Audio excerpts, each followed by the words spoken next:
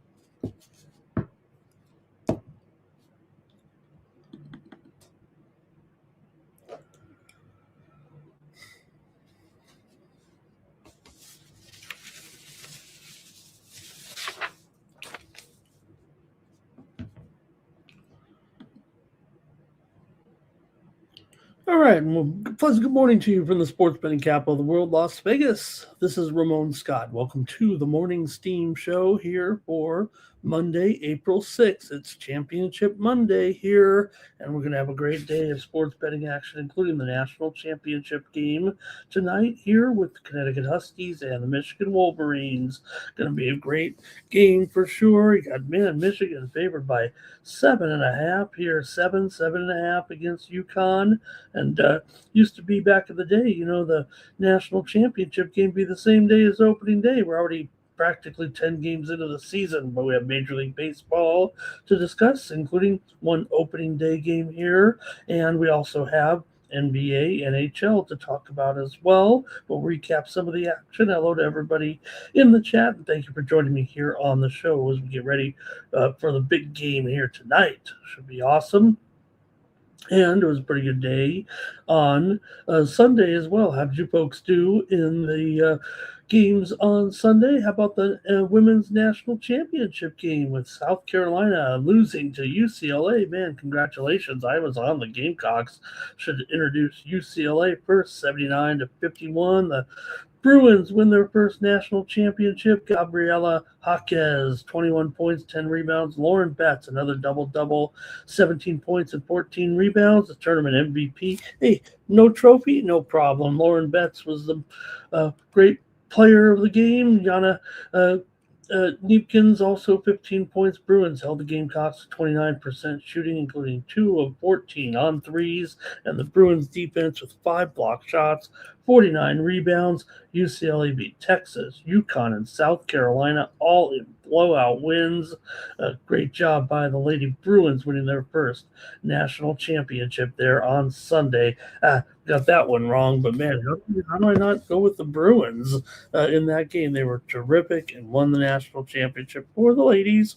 And we also saw a couple of championships decided on the men's side and some of the some of the other postseason tournament action here on Sunday, and didn't quite go our way here on the show. We did have the over with Tulsa and Auburn, but in that game, certainly it was Tulsa getting the win. Auburn had their chance. Tulsa had their chance. Auburn wins it 92-86 in overtime. Auburn led 34-13 with 7:45 to go before halftime. Tulsa led by 5 with 1:05 left in the game, but here comes Auburn back in it. goes to overtime. Tahad Pettiford, 24 points and 8 assists. Auburn, 11 of 27 from three-point range. Tulsa, just 6 of 26 as Auburn won the NIT title at legendary Hinkle Fieldhouse in Indianapolis. And over at the college basketball crown tournament here in Las Vegas, it was West Virginia winning over Oklahoma in overtime. Oklahoma led by 13 early in the second half. Honor Huff, 8 of 15 from three-point range, 38 points, 12 of 12 on the foul line.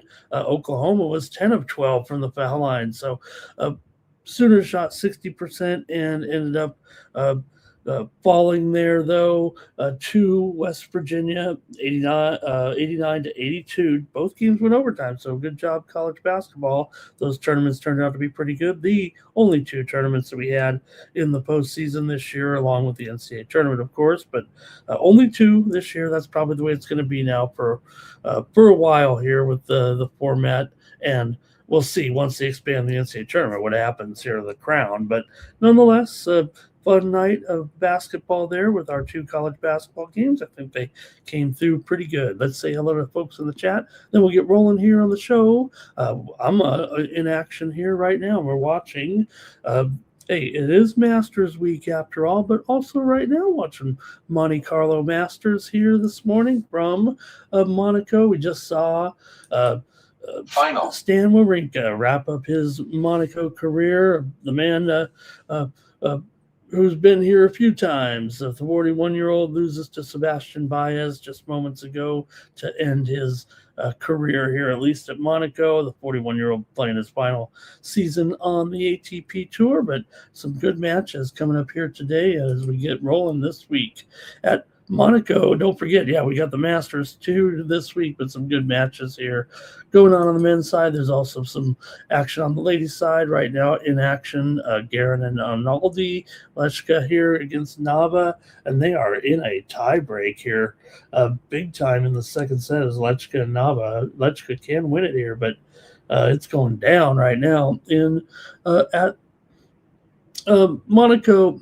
So, hey, thanks for joining me here. We'll get rolling in just a moment. Let a few people stroll in here, and let me cover some of the action here on a Monday with our NBA plays yesterday, as we did have some winners here on the show and over at winnable.com as well yesterday. Had some nice winners, including winners over in our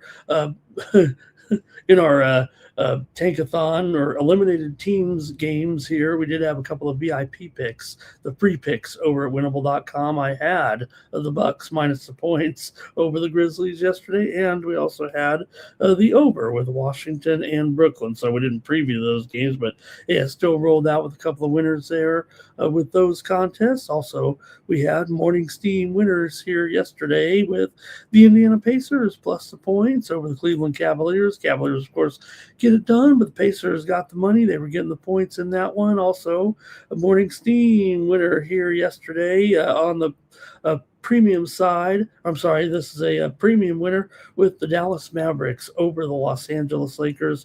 We had Dallas as our premium pick yesterday over the Lakers. Lakers trying to get by with these injuries, playing out the string here, trying to have a strong finish. But man, just the point spread moved 5 points. We already knew that the top players were out. In, of course, Luka, who now is going for a quote-unquote second opinion, and also with Austin Reeves out. LeBron kind of carried the day for the Lakers, but it was Cooper Flagg with another huge performance. It was kind of the old and the young in that game, and the young got the best of it as Dallas wins it.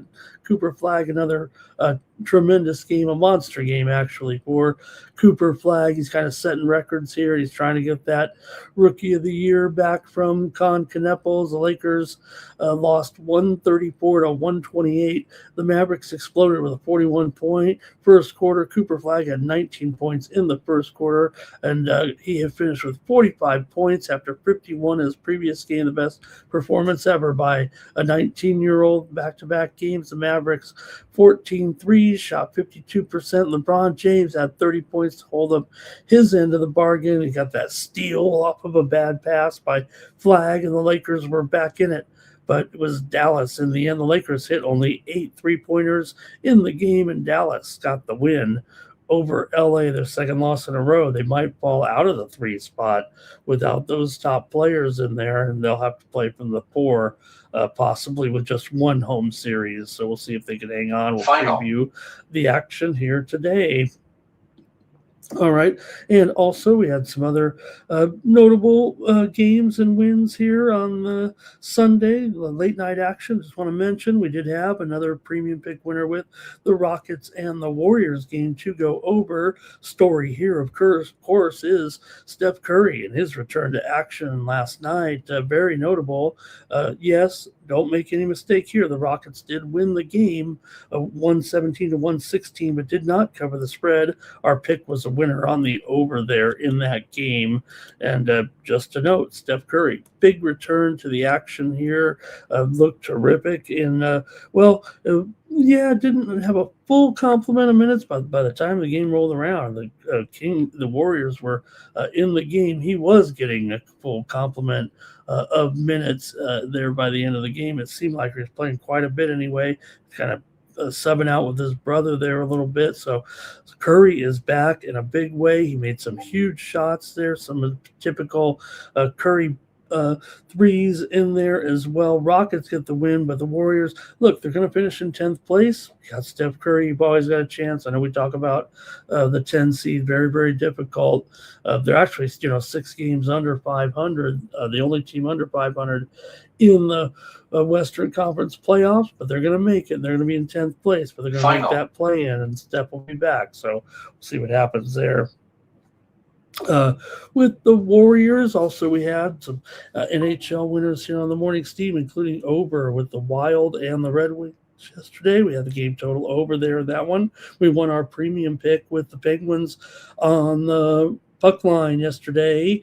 We also had the over here on the show in the 5-3 for Pittsburgh, as we crushed that one pretty good. We also had winners here on the morning steam, including the Devils and the Canadiens under, and a 3-0 win for the Devils yesterday. And we also had a late winner here with the St. Louis Blues. Remember, on the puck line against the Colorado Avalanche, they won it outright 3-2 over the Avs to just knock the Avs down there a notch with a loss. But remember, we thought the Avs were kind of at a position where they weren't totally pressed to win. Good spot for the Blues. All right, Major League Baseball yesterday. Also want to cover a little bit of the success we had there with the major leagues yesterday, as we had a winner here on the show with the Dodgers and Nationals game there with the Dodgers on the run line. Or let's see, Dodgers run line and the over. I don't remember which it was, but I had them both. So sorry if I forgot there, but that was one where we're still rolling here with LA right now. Just ridiculous they are. They win again 8-6. Shohei Ohtani home run, Dalton Rushing 2-run home run, Teoscar home run. Sasaki just 5 innings, 6 runs, allowed 2 home runs. He's got an ERA of 7, but it doesn't matter. The Dodgers got the win over Washington. Another high-scoring series for these two teams every time. That's why we were on the over in the game yesterday. Washington led 6-1 after the 5th inning, but the Dodgers bullpen threw 4 scoreless innings, and Ohtani had the game-winning sacrifice fly there in that one. Morning steam here. Winners yesterday included make sure I get it right here, Miami Marlins and Yankees game to go over with Paddock and Fried there yesterday in the Wild game that saw the Marlins come back to win by a run. Also, morning steam winner here, Pittsburgh Pirates over the Baltimore Orioles there yesterday, as the Pirates got the win at home and kept their hot streak going with another win yesterday. Also, a morning steam winner here yesterday with the Cincinnati Reds, as they have another big win over the Texas Rangers. Great pitching last weekend for Cincinnati. Really impressive to come through like that with a sweep on the road thanks to the pitching there. And late night, it was the Cardinals beating the Tigers 5-3. We didn't have the winner there, but just want to mention the Sunday night game there. And Cubs in Cleveland split a doubleheader here as well. Some of the other games where I did not have a winner, but how about the A's and their 12-10 win over the Astros? The game was scoreless after 4 innings. Brett Rooker hit a 3-run walk-off home run for the A's. Hunter Brown, he's going on the injured list with a sore shoulder right now for the Astros, just 10 days into the season here. White Sox over the Blue Jays behind Davis Martin. The White Sox are 3-0 at home for the first time in 22 years. Blue Jays have lost 5 of 6. Angels beat the Mariners in 11. Shanwell hit a walk-off sac fly for the Angels, and the Mariners have lost 4 of 5. Mickey Moniak, 2 home runs for Colorado. The former Philadelphia Philly came back to knock off his old team. Sagano gave up 1 run in 6 innings pitched. Rookie TJ Rumfeld homered. He's hitting .345. Maybe I'm giving the Rockies too hard of a time here early on. Diamondbacks over the Braves. Ketel Marte walk-off double for Arizona. They win at 6-5 and 10. Corbin Carroll 3 for 4. 2 runs scored. Drake Baldwin of the Braves, a home run, 4 RBI for Atlanta. Looked pretty strong there. Mets over the Giants. Torrens pinch hit 2-run double in the 6th inning as the Mets swept the Giants in San Francisco, improved to 6-4. Tony B got fired. You got to wonder, the Giants right now struggling big time. A Pirate win over the Orioles. O'Hearn homered, 4 RBIs against his old team. O'Neal Cruz also homered.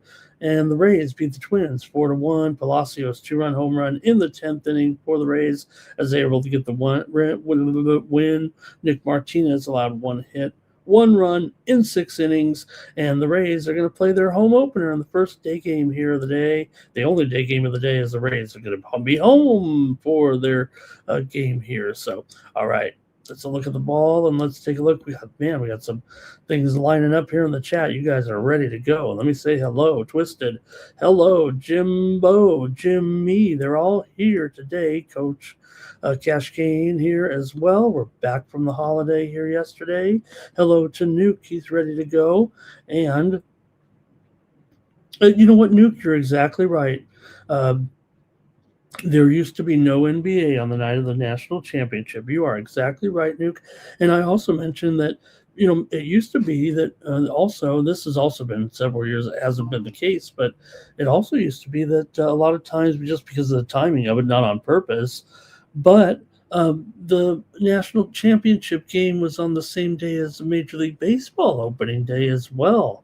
So are we to do, I thought did we go behind the moon yet? Did we sneak behind the moon yet? What's going on? I thought we went behind the moon. We'll see you on the dark.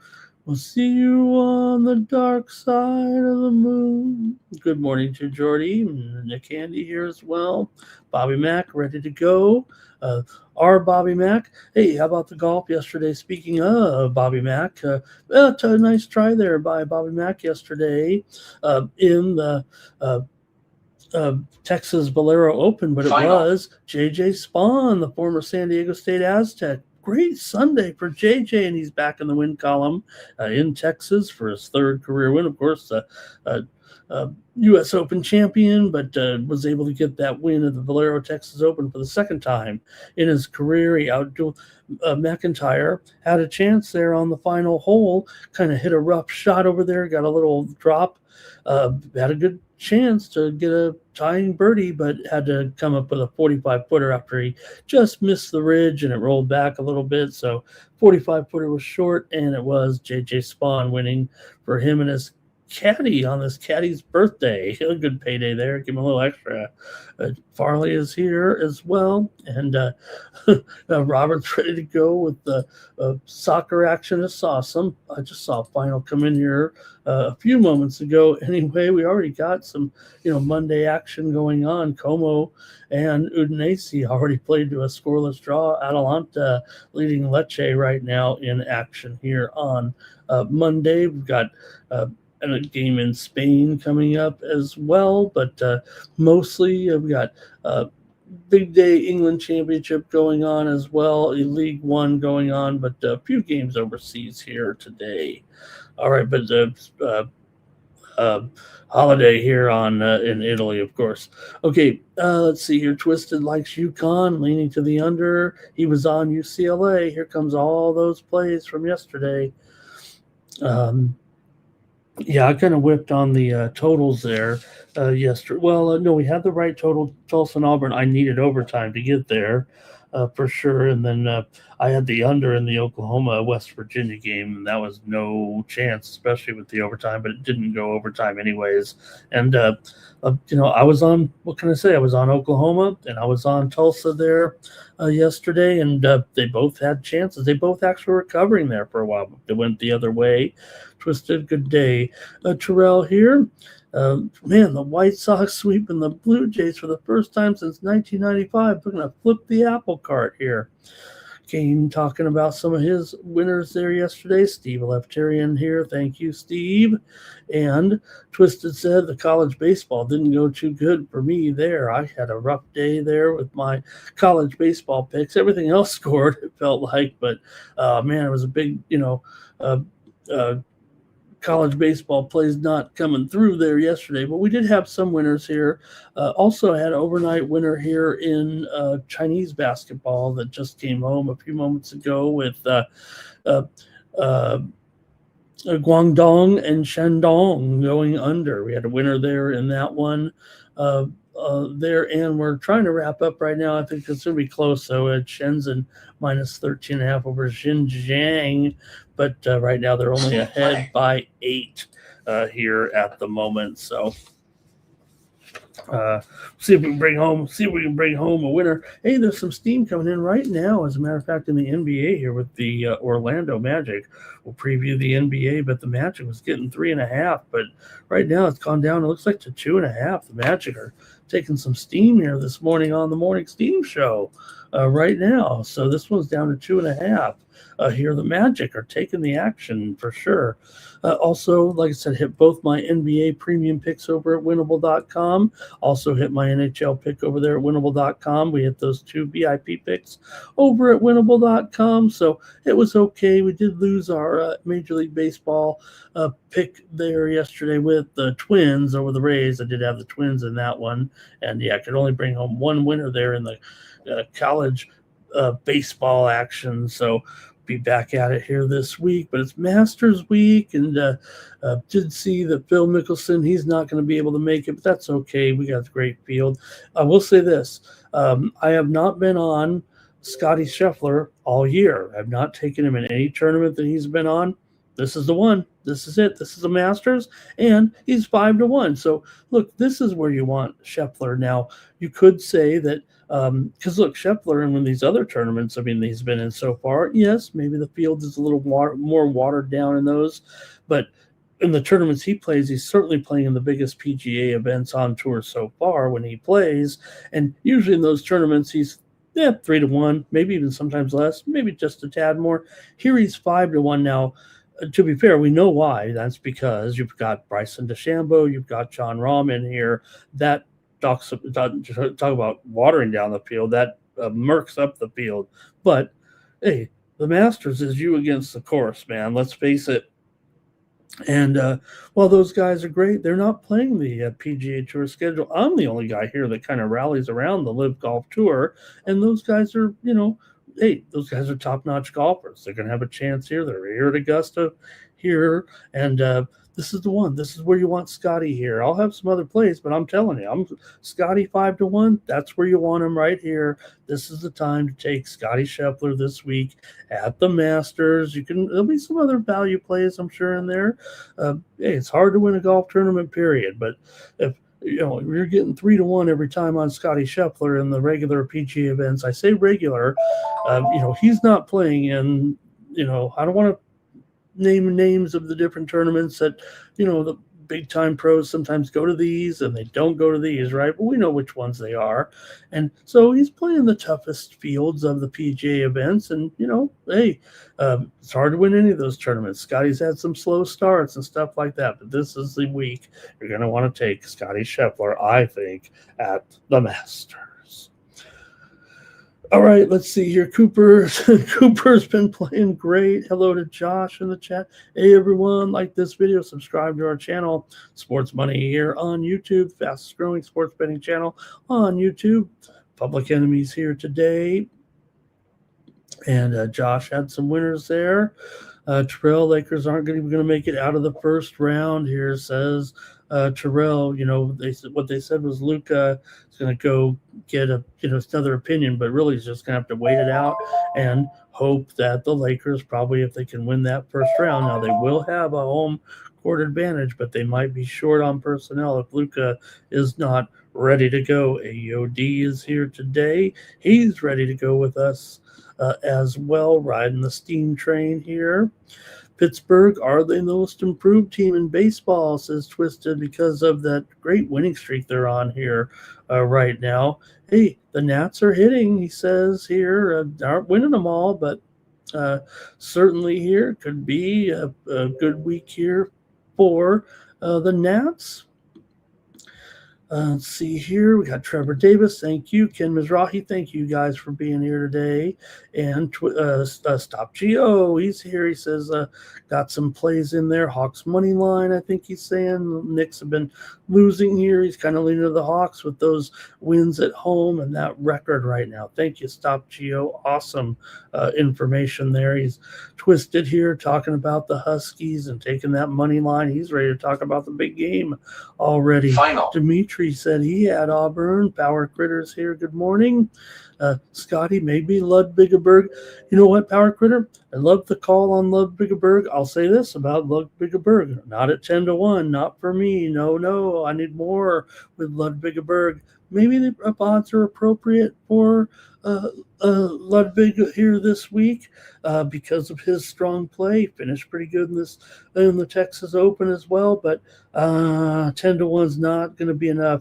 No doubt, I'm not denying his ability to win this tournament. I don't think I like the price here this week. I mean, come on, Scotty's 5-1, Ludwigsburg's 10-1, and Ludwigsburg I need 20-1.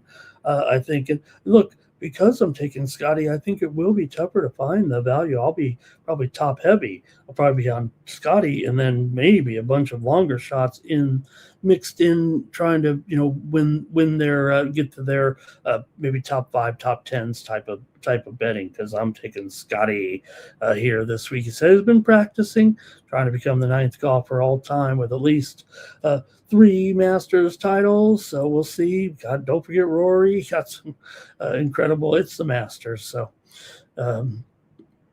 M the Great as well. All right, guys. Thank you very much.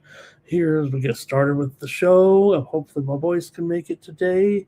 And let's get going with the first. Hey, don't forget, go over to winnable.com/Ramon to get my plays here for the action right now. I've got tennis plays up here currently at the Monte Carlo Masters. In fact, let me see what's going on here. We might be, I don't think my matches have quite started yet. Let me see here. Just had some other matches finish here already today, including Andrei Rublev. Note Rublev was limping around there in the second set, even talked about openly feeling injured there. Did beat Nuno Borges. Also, Rinderknecht over KK today. And right now, that Lechka-Nava match is in the third set, but there has been a break, and Lechka is up a break here in the third set against Nava. Garin leading Arnaldi here. I like Garin there. Wasn't on the plays here, but one of our plays is in action right now. I've got Tsitsipas over Francisco Cerundolo right now, and it's on serve here currently. Also, Altmaier plus 2.5 games over Mahach, and Mahach is already up a break on Altmaier here. I got one more match still to come. I think it starts here probably within the next hour. On the Monte Carlo. In fact, I'll give it out here. Already 2 of the matches have gone off. You're already signed up anyways over with me at winnable.com. If you're not, this is where you get more plays from me every day. Look, I try to give you NBA, NHL, and I throw down some premiums over there, but you're going to get golf. You're going to get my tennis plays over there, with the college baseball, the other sports that we don't I don't want to say have time for over here, but I do love to look at all the sports, and those are my specialties. And do have one other play here. I'm taking João Fonseca -4 games over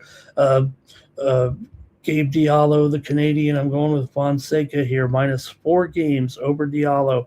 Next matchup here at the Monte Carlo Masters, one of my favorites. Once we get in the clay swing here, this is usually where I thrive right here when we get to the clay court season. So, all right, thanks everybody for joining me here, and let's get. By the way, use the promo code STEAM to save 20%. Hey, right now I am running a little contest here as well. If you comment in the chat, then you will be eligible for a drawing at the end of the show where I'm going to pick someone to win 1 month of the plays. You know, and look, I've got several dozen of you already subscribing here. And look, we're not going to it's basically 41 cents a day. Keeps me getting some pizzas here a little bit, maybe some Amazon groceries here at the satellite studios. So consider supporting me here on the channel by subscribing to these extra plays over at winnable.com. Pretty inexpensive. Hey, if you just want to try it out for a week, I got it. You know, you get a week in there for like $5. I always extend the packages anyways. You get a month. I put in 5 weeks. You get the quarterly, I give you another month. You put a week in there, I give you 10 days. You get 3 days, I give you 5 days. I just bump everybody up. I just have such a huge ego that I just want as many subscribers as possible. So we make it really cheap and inexpensive and try to give you out some more winners. So appreciate all the support there. That's how you keep me going here on the Sports Money Network. All right, let's get ready to go with the national championship game. I want to hear from you guys. Are already kind of coming in there with the info. Terrell says UConn upset highly favored and talented Kentucky in 2014. Ain't going to happen tonight. Terrell, we know who he likes. It looks like Dimitri said he loves Atlanta today. Steve's on UConn plus the points. I haven't even started yet, you guys. Here we go.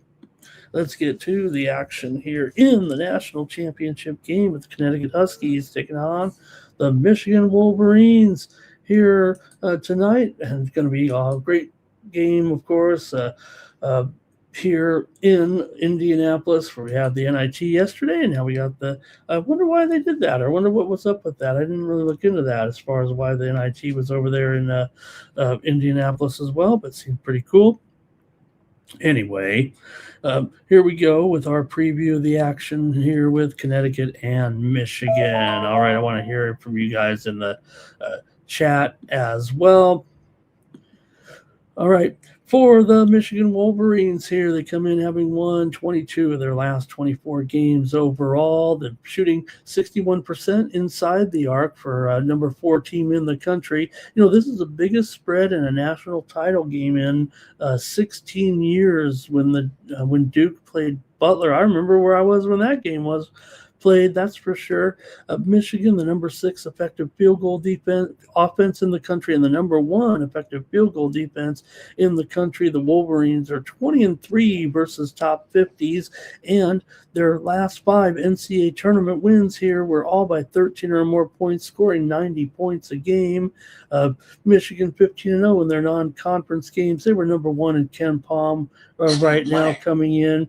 Michigan, of course, lost the title game 8 years ago, but Dusty May comes over from Florida Atlantic after taking them to the Final Four in 2023, and he said he ain't leaving Michigan. He's here at Ann Arbor for good, not going anywhere. Why would you? I mean, you came from Florida Atlantic. What other jobs could you line up? Maybe North Carolina, but nobody wants to coach North Carolina. Big 12 team Big 10 team has not won the championship here in 26 years since Michigan State in the year 2000. Hard to believe because of all the success that we've seen from this conference this year. But for the Huskies, they come in here having won 19 straight games in the Sweet 16 or later. They've just been a dynamo, really, when it comes to the NCAA tournament here. They win everything. They cover everything once they get to the NCAA tournament here. So seems crazy enough that, they're getting 7.5 points that championship team from 2 of the last 3 seasons here, very experienced. The UConn, number 45 effective field goal defense of offense, and number 8 effective field goal defense. They're on a 14-1 run in non-conference games. UConn only gets 16.6% of its points from the foul line. That's a weakness of just 328 out of 365 teams. The Huskies are 11-3 versus top 50s. They're number 37 on the offensive boards, but that didn't bother them against that top rebounding team in Illinois. So they've won 2 of the last 3 national titles. As I said, the favorites are 6-2 against the spread in the last 8 national title games. Let's hear from you in the chat. I think you can see which way I'm heading. This is really a matchup for me. Look, Ade Merritt has been incredible for Michigan. But in Taryn Reed, they definitely have someone who can match up with them. Connecticut has the size, it feels like, that maybe some of the teams haven't had against Michigan. Now, the Wolverines guards are coming off explosive play in the semifinals. Unquestionable there. But with Braylon Mullins, with his 3-pointers, Taryn Reed had that great game against Illinois, 17 points, 11 rebounds. Now, the Huskies were struggling there at the end of the game. Fortunately, Illinois was also not making their shots. Huskies were just 3 of 14 there at the end of the game. Now, for Michigan, though, Ade Merritt, 26 points and 9 rebounds against Arizona, looks so good. And, Jax Lindenberg, with that ankle injury, and you got solo ball injury for Connecticut. It looks like Ball's in there. That's a key player for me right now is solo ball coming into this game. You don't want to be named solo ball usually by your teammates or your friends, but Solomon Ball, just terrific. And, 2 different players they're talking about when Jaxel Lindenberg and his injury and solo ball, a guard, but if Ball's in there, I'm in there, I think, with this Connecticut team. I just can't pass on 7 points here with this club, quite honestly, and I'm going to have to take the Connecticut Huskies here +7. But hey, it's championship game, so we're going to go both side and total here. And I like the under in this game. Yes, Michigan is scoring 90 points per game. They've been absolutely unbelievable offensively, pretty much mowing everybody down. But look, this is just a peculiar trend. I don't know if I'm basing the whole handicap on this, but part of the theme, I think, for me here, Michigan has gone under in 9 of their last 10 games when they've faced Big East competition, and Connecticut's gone under in 10 straight games when they've faced Big Ten competition. I think there's something to that, actually. Some of those games involve some postseason, some involve some regular season, some involve some holiday tournaments. It's really a sample size from the last several years. But nonetheless, I do think it is an interesting measurement here, and I'm going to go under in this one. Both plays that I'm on, I believe, have seen reverse line movement, and that's really what I'm interested in here. So I'm taking Connecticut. They have some really terrific intangible spread numbers here, especially in the NCAA tournament. They definitely have the coaching staff advantage here over Michigan, in my opinion. And I just think that with these NCAA numbers that Connecticut are putting up, talking about covering the numbers, winning the games over the last several years with Hurley and company, I've got to take them here +7 points against Michigan. And again, I like the under here, mostly because of those trends I think that I mentioned there. Just the overall vibe of the conference, like I said, with the Connecticut always going under against the Big Ten, Michigan always going under against the Big East. So I'm going to take Connecticut and the under here. Let me go to the chat, see what you guys have in the national championship game tonight. And we're going to start off with Steve. He's on Connecticut plus the points. He had a big weekend. Mark had a big weekend with UConn as well. Cash Kane here taking Michigan on the money line. JP Farley's going to lay it with Michigan. hey, Michigan's been terrific, man. They've really haven't seen anything like this. Did anybody watch the Michigan Fab Five broadcast there? Speaking of great Michigan teams, right? The Fab Five. Okay, Michigan in the bracket for Lambert. Maybe this will go OT. Good morning to Blake in the chat. Nine Legacy says Michigan win big, cover full, game over. Robert's on Michigan to roll. And Mark had the under in the Connecticut game last time out. Public Enemies going under. What is that? Under 69. Is that a first half line? Yeah, Public Enemy going under. Is that the first half line? Okay. Michigan, too much respect. Look, I would say too. I would say it's gone a little bit higher here, especially it's mostly 7 right now. But I think there's something to be said for the performance over Arizona, and maybe a little tiny bit overrated here. Again, UConn. Let's see here. Nine Legacy says agrees here because of what we've seen. UConn kind of been there, done that when it comes to the national championship here. And Terrell says, look out for these guys coming in.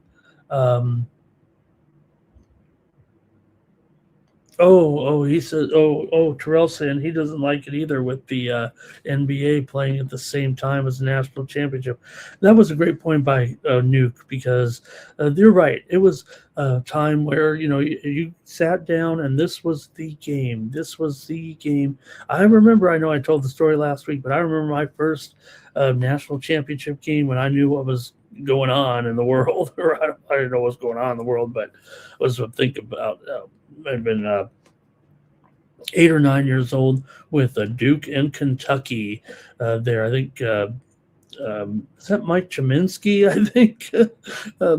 All right, UConn for a Nuke in there, and that's it. I am waiting for any more, but I'm on it here. UConn and the under for me in the national championship game. All right. I'll give you guys another second or two, but I think I'm set to go with my picks here in the game, and should be a great game tonight. And you know what? I'm also going to be sprinkling the money line, to be honest with you, with the Connecticut Huskies here tonight. I do like the front court play of both teams here, but I don't know. For me, the combination of Ball and Mullins against Michigan's guard combo, yes, Cato was pretty terrific. But what about Burnett? If there's one, I would say the weakest link on the court is Namari Burnett. No problem. I mean, he's had 2 great games in the postseason here. But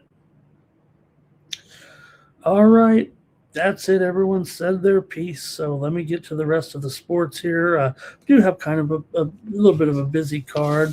So let's get to it. We'll go to Major League Baseball next because it's opening day in Tampa Bay. And great to have Tampa Bay back at home, not only for this first game. Let me get to the graphic here. Great to have Tampa Bay back home at the Trop here today. So awesome.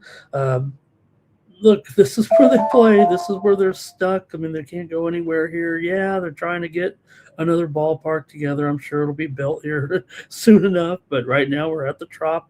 You might hit the O-ring with your fly balls here, but Tampa Bay comes in all of a sudden winning a couple games. I've been talking them up the whole season with this hitting, but it was the pitching that did it for Tampa Bay, winning the last 2 games over Minnesota here, 7-1 and 4-1 to kind of get it going here right now. And you got McClanahan going here for the Rays. I mean, a great pitcher to have in your home opener here with a 2-game winning streak.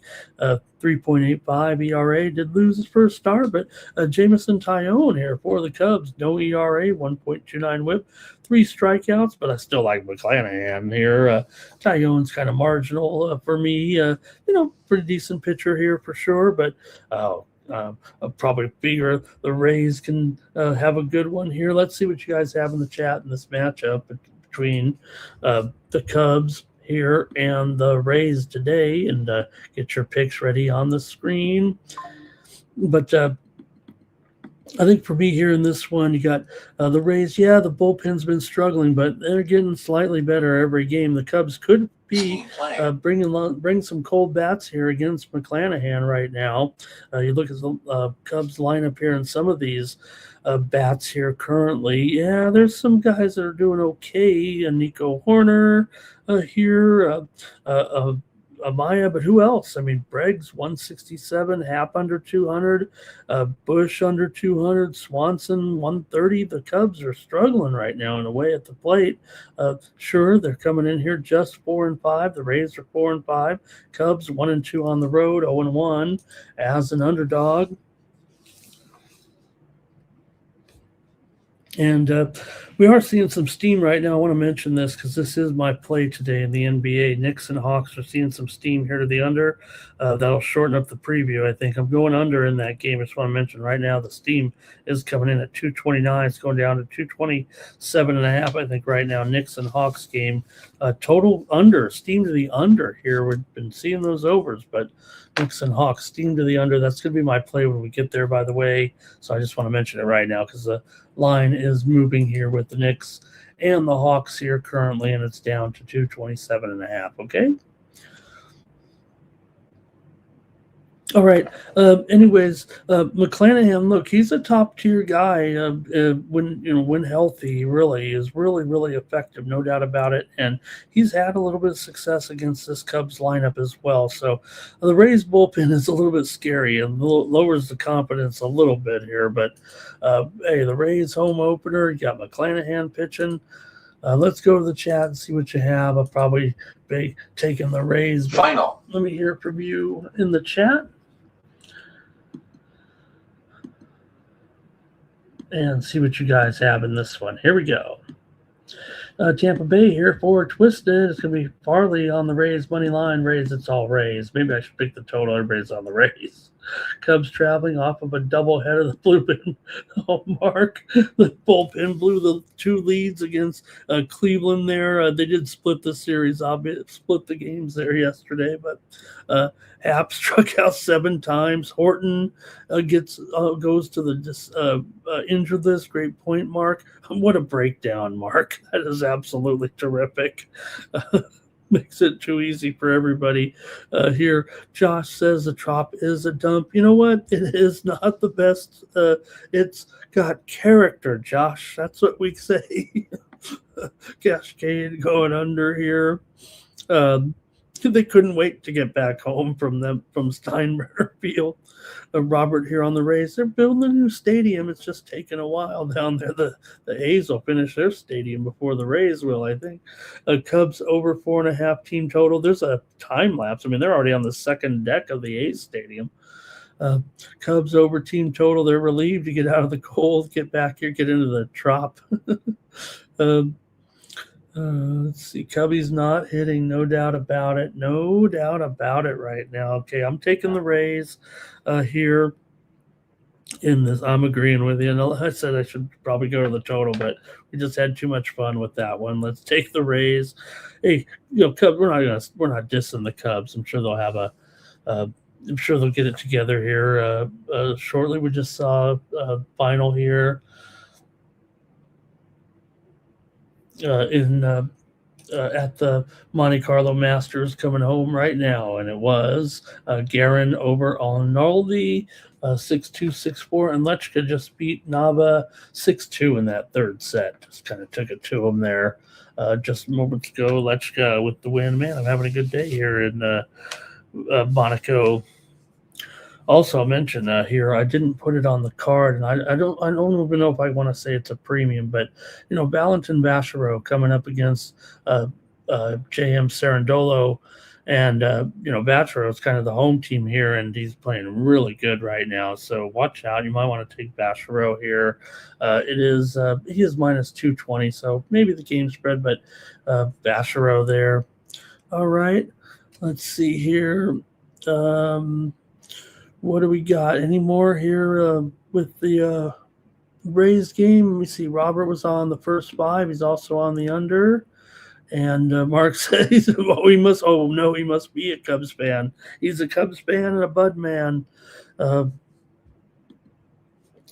up there, but there'll be spots. I mean, look, the Cubs we're not burying them, right? But it does feel like a little bit of an avalanche here. And, you know, we're not putting the Rays. Look, the Rays are 4-5. They might be 500 this year. They might be under 500. That's the way it is for the Rays. But they also have a chance to like show up to the season early here, put things on a roll, and all of a sudden here we are again. Especially Boston's looking bad. Final. The Orioles, they don't look that good here, and you could have the Rays kind of saying like, well, here we are again. We're back home in the Trop, and we're the Rays. You know what happens, and the Rays get on a little bit of a roll, and then we're sitting here in July, and the Rays are 3 or 4 games out of first.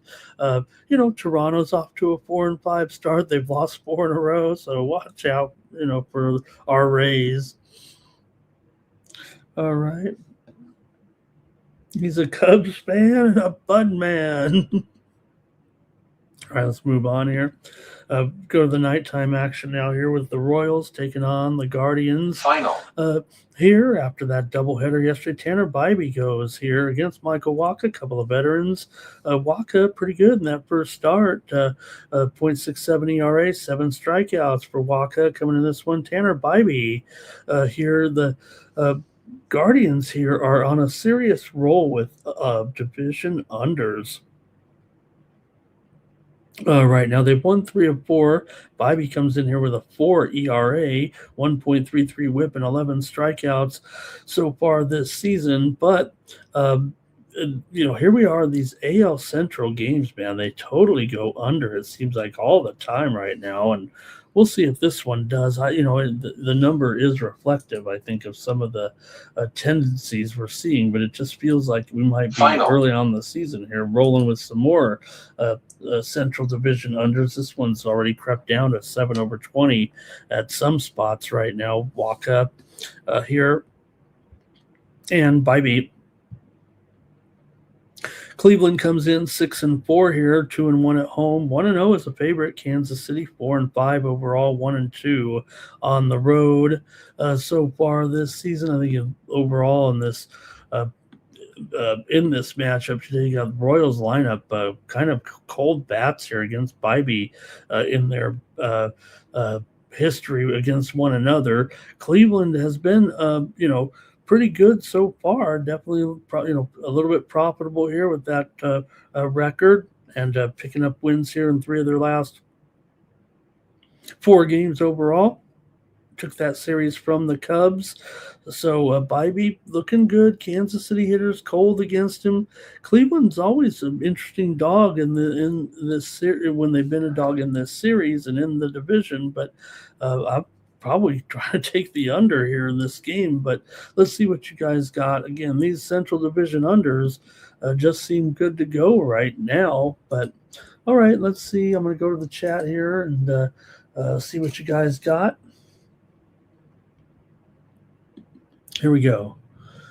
Cash Cane's on the under. JP Farley, first 5 under. Guardians here for Bobby Mack, and he's also on the under here. So there it was. You got 2 unders there and a first 5 under, and I was already talking about the under as well. Kansas City 3-6 to the under so far. 0-3 to the under on the road. 1-3 of the under as an underdog. Cleveland 1-2 to the under at home, 0-1 to the under as a favorite. Here's Guardians under for Public Enemy. We got a Nerfy there for Terrell, and Guardians bullpen could be the difference. Guardians bullpen here. The numbers aren't totally Guardians like yet, but it does seem they always have a great bullpen, and they're already starting to lower it a little bit. They had I think a little bit of a rough patch in there, but overall, the Guardians bullpen is going to put up some strong numbers here this season, and so far so good. They're in the middle of the pack. I think they're like a 4.1 ERA currently, but I'm going to trust that ERA is going to get better with the Guardians right now. Meanwhile, for the Royals, their bullpen not so good so far. 6.27 ERA is 27th in the league so far this season. They have not looked very good, although they have 4 saves so far. All right, here, NYC Bar says, what's your championship in the National championship, says Bar. He's also on the Royals here. I'm on Connecticut and the under. Nice to see you today, Bar. Okay, I'm going to go under here with Kansas City and Cleveland, mostly because I feel like maybe the value in the play a little bit has gone out the window here. Is like I said, we're seeing some 7 over 20s here right now. So let me go ahead and take here the under in this one as my play on the show here. All right, and let's take a look here next up. My Padres are on the road taking on the Pirates. Man, the Padres won the series in Boston there, winning the last 2 games, but you can't stop these Pittsburgh Pirates right now. Bubba Chandler's going. Man, these Pirates, these guys are incredible here. Bubba Chandler going in this one for the Pirates here, and of course KG with his debut. What a start! And what about these Pirates?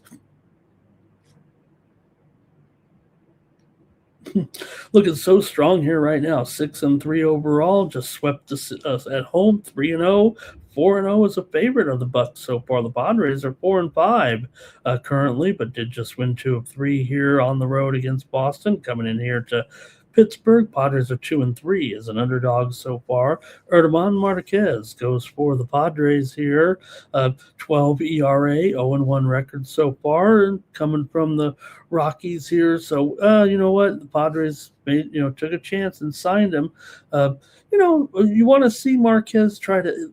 One thing you kind of did when you're lingering in Colorado is you never know, right? You never know about yourself and your ability.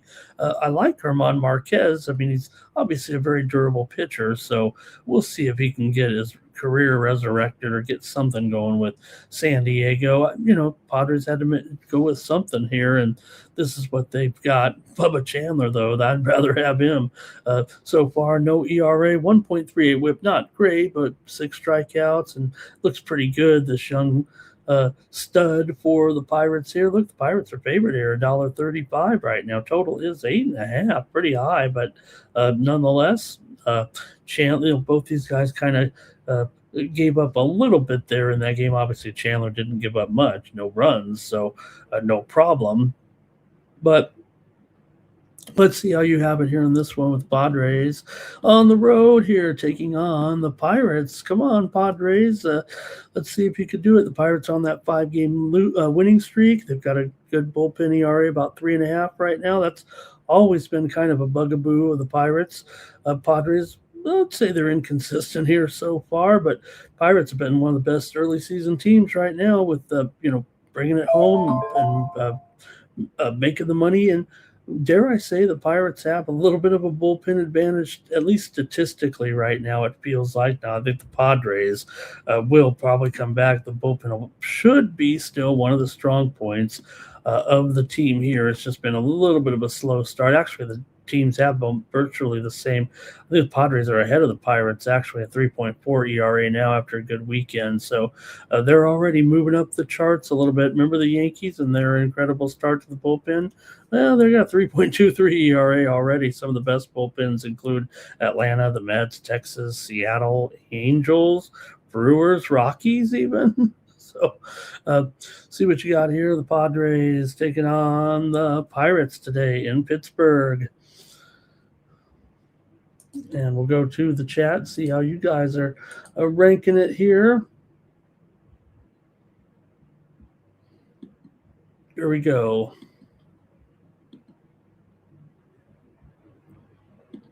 And it's going to be Power Critter. He says the Bucs are printing money right now, under for Cash Kane. Farley's on the Pirates on the money line. Twisted says Pittsburgh money line and under. Mark says Pirates today, bet against their 7th win in a row tomorrow, with Pavetta against Skeens, bet against their 7th win. Oh, man. That means they're going to win today. Robert here, Pirates first 5, Bar, Padres run line. Mark Lambert says Padres first 5. Marquez not terrible against these guys here. And Josh says take the Padres again. Pittsburgh got nothing. I don't know. Is that what Josh is saying there? Or how they've been hot. Pittsburgh's been hot. It's been a great story this weekend with Connor Griffin coming in here and looking absolutely terrific. Almost want to say it was a moment there that they had with Griffin because of him fighting back from that 0-2 count, eventually getting that run scoring double, then scoring, and the Pirates went on a little bit of a run there, and ever since they've been clicking here right now. So good start there, but you know what? I'm taking the Padres with Marquez here. Give me the Padres today. We'll see what happens. I'm going to take them against the Bucks here. Padres starting to Manny hit a 3-run home run yesterday, and we'll see. Also, the Padres do own the Pirates here over the last couple of seasons. In fact, I think it's been almost 3 years right now. The Padres series dominance of the Pirates anyway. The Padres have won 11 of the last 12 games against Pittsburgh, including 6 straight here in Pittsburgh. So Padres definitely have their number right now. Okay, public enemy there for Padres. Let's keep it moving. The Reds with Brandon Williamson going up against the Marlins and Jansen Junk here. Marlins favored here, $1.25 at home, total 8. Maybe shaded to the over a little bit here. Junk, 4.15 ERA. Miami has lost 2 of 3 coming in. They lost to the Yankees, but did win the game yesterday, 7-6. They scored 14 runs against the Yankees in the past 2 games, raising that Yankee ERA a little bit. So for the Reds here and Brandon Williamson, he's missed time due to injuries, but he's back now here. He's got an 11.5 ERA so far, 0-1 record. Junk, 4.15 ERA, no record to show, 1.38 whip, 5 strikeouts.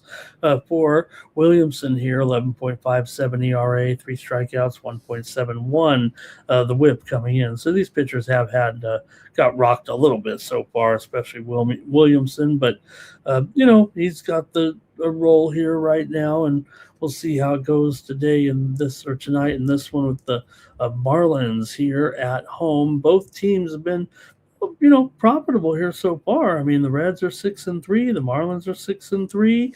Marlins have had an easy schedule, that's for sure, but Marlins strong bullpen and the Reds have been kind of performing well here as an underdog. So Miami's bullpen could be the difference in this game, the way they're going right now, it feels like. But Reds are 3-5-1 to the under so far, 0-2-1 to the under on the road. Marlins are 6-3 to the over, but just 3-3 to the 3-3 at home, 3 overs, 3 unders so far. So let's see how you have this one with the Marlins at home against the Reds here. First game of this series coming in. The Reds here, 5 of the last 7 meetings between these two teams in Miami have gone over, but 4 of the last 6 games between the two have gone under. Miami's been on a over run here. They started the season with 3 straight unders and now have gone over in 6 straight.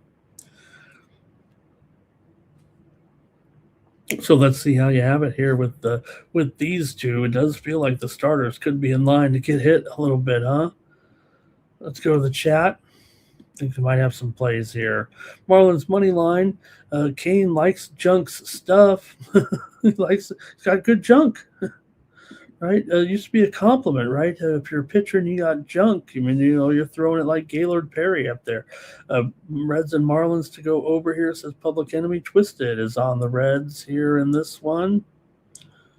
All right. And like I said, I don't know. I think the starters could be in line to get hit a little bit, given the numbers so far. I really don't have a lot of promise or a lot of hope for them here, actually, in this particular matchup, and I'm going to go with the over in this one with the Reds and the Marlins here today. Like I said, Marlins on a roll. Yes, they were playing the Yankees, but it seems like they're hitting as well, and we'll see if Junk can tame the Reds a little bit. But look at the Miami hitters right now. You got Lopez 333, Xavier Edwards 471, Jimenez 400. It's really the bottom of the lineup doing it for Miami. For the Reds, meanwhile, not everybody's getting off, but Sam Stewart's here, 367 so far.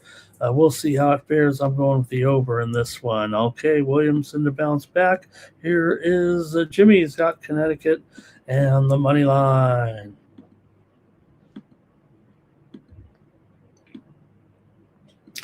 Cardinals and Nationals here, Major League action for Monday night. You got Andre Palante going up against Zach Littell. Palante, $1.15 favorite here on the road, it looks like currently. And Palante comes in with no ERA so far this season. Pretty good in his first start, 1.2 whip, 3 strikeouts. Meanwhile, here for the Nationals, Zach Littell trying to calm down the Nationals here on a losing streak. Littell, 5.4 ERA, 1.6 whip, just 1 strikeout here right now. Cardinals might be in a decent position here the way the Nats are looking. Granted, they just played the Dodgers, so temper it a little bit here, but still they got rocked giving up to the Dodgers there 31 runs in 3 games. They were hitting. They scored 17 runs. In fact, they've scored 22 runs in the last 4 games overall, including those games against, they were 1 against the Phillies, 3 against the Dodgers. So they've had the offense, but just could not slow the Dodgers. Now you're going up against the Cardinals, could and should be a little bit different here in this game. The Cardinals here trying to take advantage of that 5-game losing streak for the Nats right now, and the Nats have a bullpen ERA of 5.85. The Nats bullpen can easily give this one up late here. So look, the Cardinals may have not only the early advantage, but they could have the late advantage here, it feels like, as well.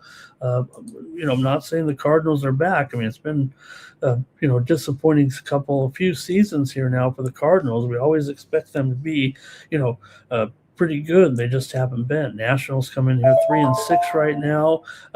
Cardinals are 5-4, 1-2 on the road. This is the first time they'll have been favored this season so far. So let's see, though, how you got it here with the Cardinals.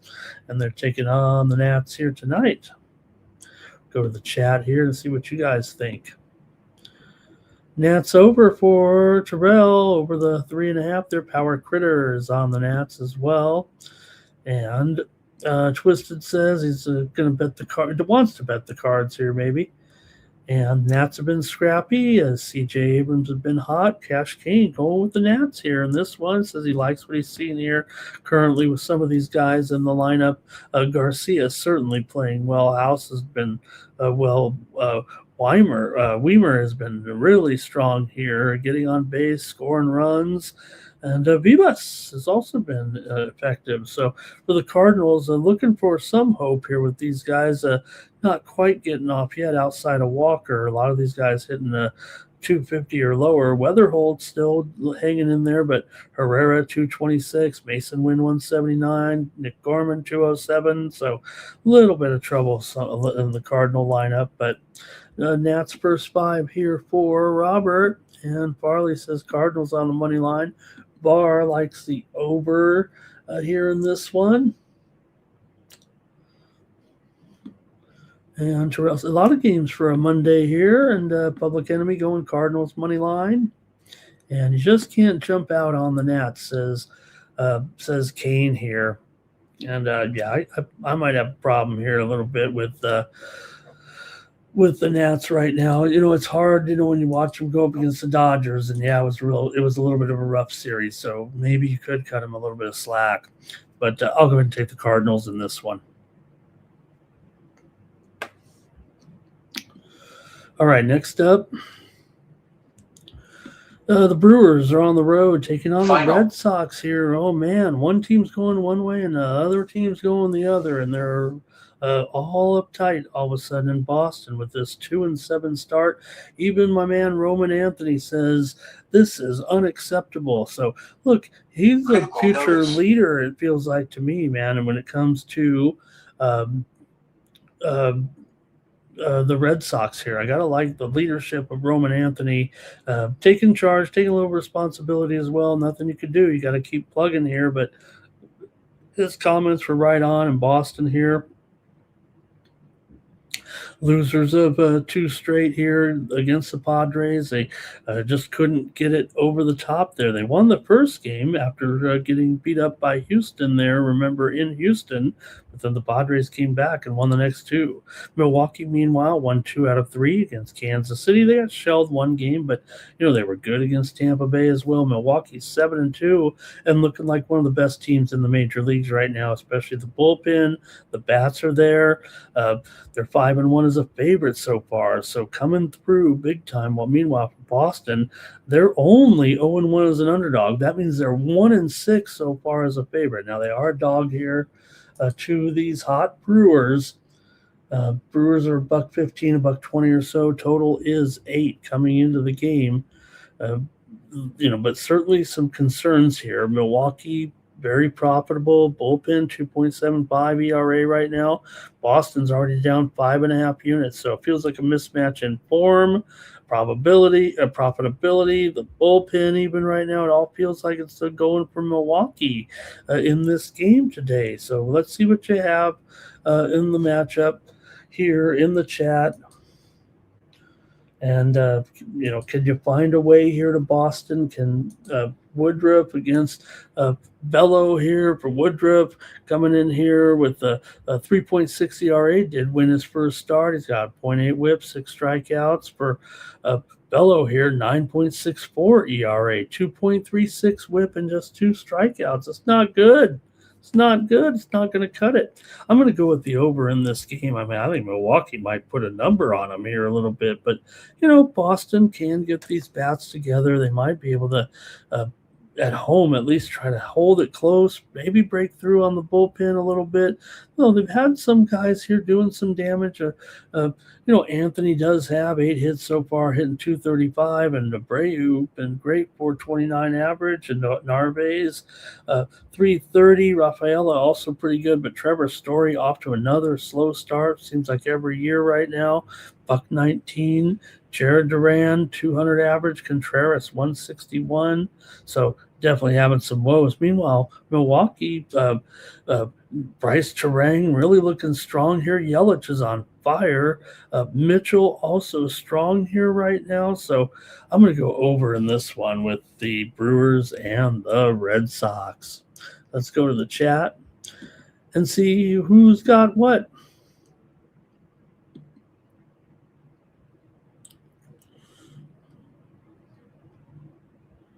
Okay, here we go with, see if I got it here. Okay, there we go. 9 legacies on the Red Sox. Kane says, trust Bello here. Farley's on the Brewers. Robert's on the over, and he's on his Brewers here. All right, I'm taking the over in this one.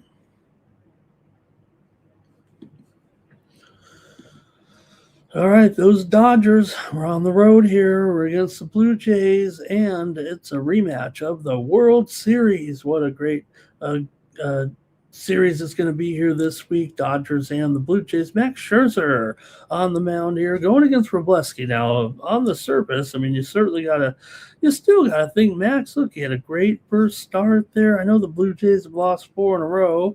Dodgers got that sweep, and Robleski, 6.75 ERA, no record so far. Max was great in his opener. If anything, it was a surprise. Look, Max has got to have a good season for Toronto here. He really does have to stay healthy and give these guys good contribution. I'm sure he'll have to go down somewhere along the way, but was really effective there. 1.5 ERA, 0.83 whip, 4 strikeouts for Max here. And, Dodgers going to be favored here. Only $1.40 here. Is this a little bit of a bargain maybe for the Dodgers? But still, don't forget, Blue Jays, pushed them to the brink in the World Series last year. So, look, you got a Hall of Fame pitcher going here against well, you know what? You just put any pitcher in the Dodger uniform, and all of a sudden they can turn from mediocre left-hander to an effective starter. If I can say it like that, I want to take Max here, you guys, but I just hate the Dodge. Of course, give me your picks in this one here. I would think that Max could have a good start. I would think also that if this Blue Jays lineup can't get it going, it might be a low-scoring game today. Let's see how you have it here for the Dodgers right now. Ohtani, 273. Kyle Tucker's okay. Will Smith, this lineup's okay. Teoscar, he's hot already. Muncy, doing well, but Pages has been a big story here for the Dodgers so far in this lineup for Toronto. Schneider looking good here. Vladdy, pretty terrific as well. Ernie Clement doing well. How about Miles Straw? Really doing a great job here. Jimenez also good. Heineman as well. Some good bats here, but the Dodgers will cool you down quick. It feels like I want to take Max here so bad. What's the run line just to make sure? If it's over $1.50, I'm probably not going to do it, but I wouldn't mind a little insurance here, at least on the show. Probably will take him on the money line, but oh man, minus $1.35. Give me the Toronto Blue Jays in this one on the run line today. I'm going to take them here plus a run and a half at minus $1.35. But hey, maybe they can get the win as well. I'm taking the Blue Jays in this one on the run line. And let's see what we got. Let's see here. We'll get to the picks right now. And who's got it? Josh saying, what about Tsitsipas? Look, I mean, I am taking him here. I'm on Tsitsipas in this match. I did lose the first set. He's going to get beat here, down already 4-0. So we're going to take one on the chin here against Cerundolo right now. But and also Mahach came back to win that first set. I was talking some smack, but all of a sudden I'm going down on a couple of premiums here today. Oh boy, not happy. Not happy all of a sudden. Jay is here for Robert. JP Farley on the Dodgers here. 9 Legacy on the Dodgers. Cash Kane, Blue Jays, first 5 money line.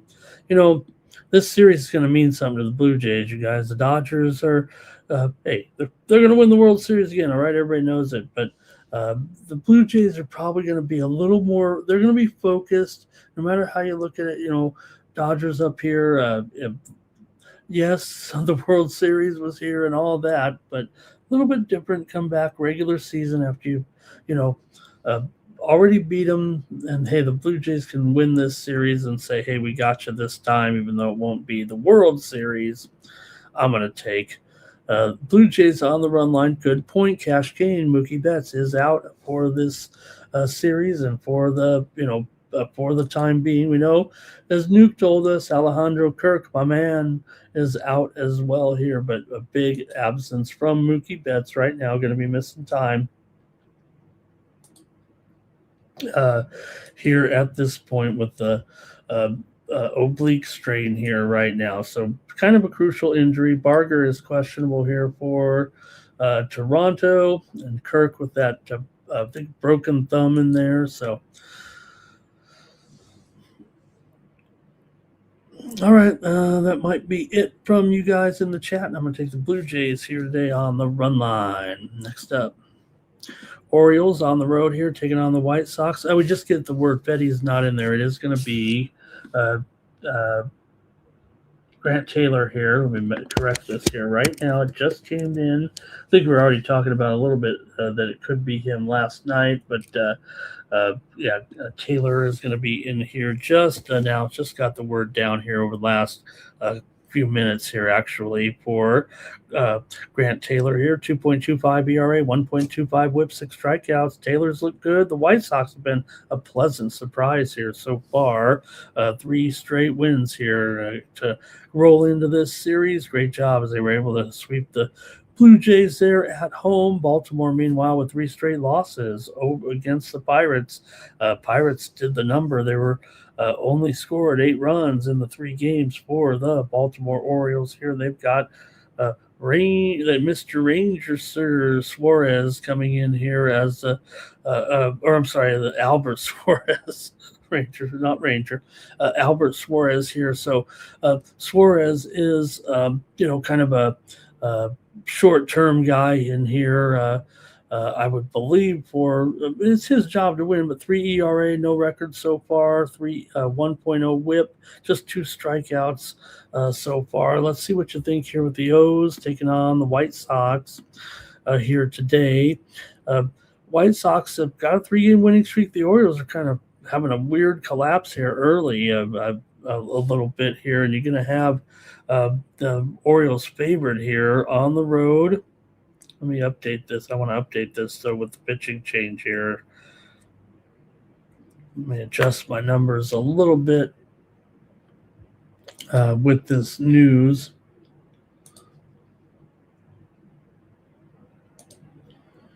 Okay, and I'm ready to go here in this one with the Orioles taking on the White Sox here. Let's see what you got in this one. I know the Sharps are going to be all over the under here, but I'm not sure that I can go that way. But a good run here for the White Sox right now. Feels like some momentum for sure. And let's see, Robert is on the under here. That might be it from you guys in the chat in this game. The White Sox here, some of these hitters, man, see what they've been up to here. Vargas, 276, pretty good. Peters has been hot as well, but the bat's not great so far. Baltimore, Taylor Ward's been good. Adley Rutschman already picking it up. Beavers has been good as well. The Orioles have had some success here, but I don't know. The White Sox at home, we just got the word of that pitching change a little bit. I'm going to take the White Sox, so at home on the run line here, plus 1.5 at minus $1.35.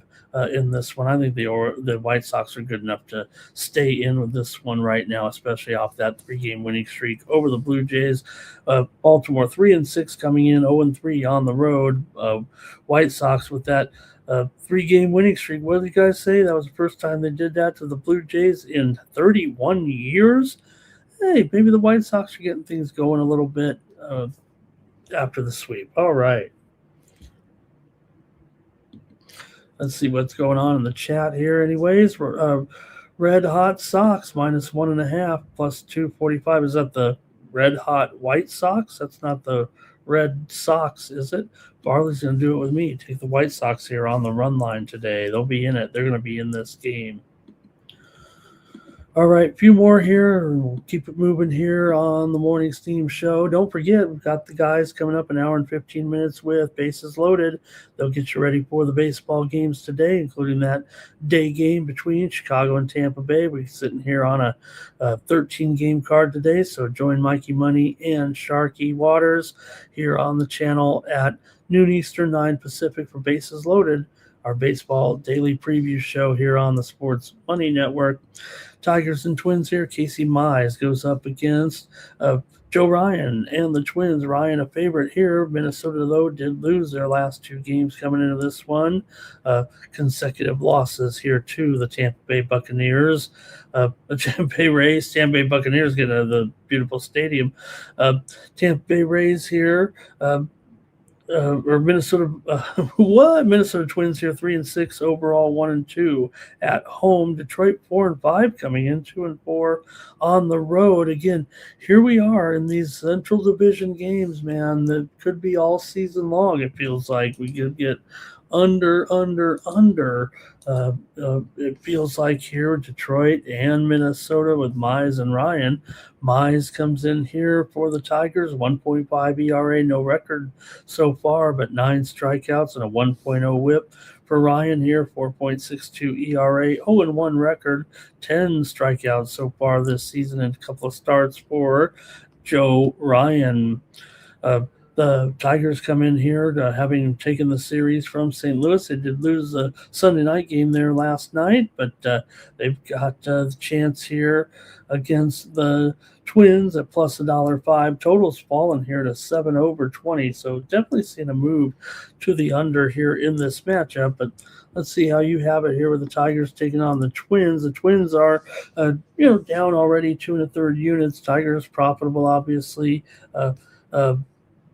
At home, but not so much on the road so far. So low total, inconsistent offenses for sure right now. Minnesota has really nobody hitting very high. Larnock, 273, is kind of the leader of the pack, but Cody Clemens, $150, Byron Buxton, $133, Josh Bell, 222. Royce Lewis also under 200 for Detroit. Meanwhile, Colt Keith, 407, McGonigal, 303 right now, really anchoring the top of that lineup. They've been so good here so far for the Tigers here. So let's see what you got here in this one. Detroit taking on Minnesota here today, this evening. And we'll go to the chat a little bit in this one, see what you have to say for this matchup. Detroit has won 6 of the last 9 meetings between the two teams and also won 5 of the last 7 meetings at Minnesota. 4 of the last 6 meetings here in Minnesota have gone under. Like I said, these Central Division unders are pretty solid here. I'll probably just take it. Public Enemy on the Twins here, and Farley's on the Tigers. Roberts on the Twins here as well. Give me the under in this one with Detroit and Minnesota. You know, I'm going under in these Central Division games right now. And so is Cash Kane. All right, the Mariners are at the Rangers here. Now, there is a sneaky total here, sneaky move to the under here with the total, but I don't know. It just feels like it's gone a little bit too far for me here. You got DeGrom up against Gilbert. Sounds like a hot pitching matchup, but we'll see. Texas here, $1.20, total 7.5 under 20. And this one, Gilbert, 6.75 ERA so far. DeGrom, 5.79. They haven't really been that effective. Texas is struggling here with a 4-game losing streak. DeGrom, 5.79 ERA, 1.29 whip, 7 strikeouts so far. Meanwhile, for Logan Gilbert, 6.75 ERA, 1.41 whip, 13 strikeouts, and a couple of starts here so far.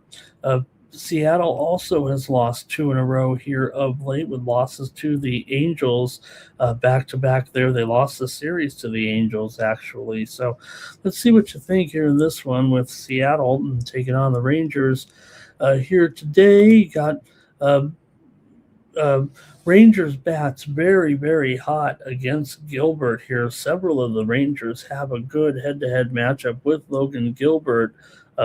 Multiple guys with multiple hits and home runs against Logan Gilbert here right now in this one. The Rangers, $1.20 here. I'm taking the Rangers actually in this game. Give me Texas tonight against Seattle.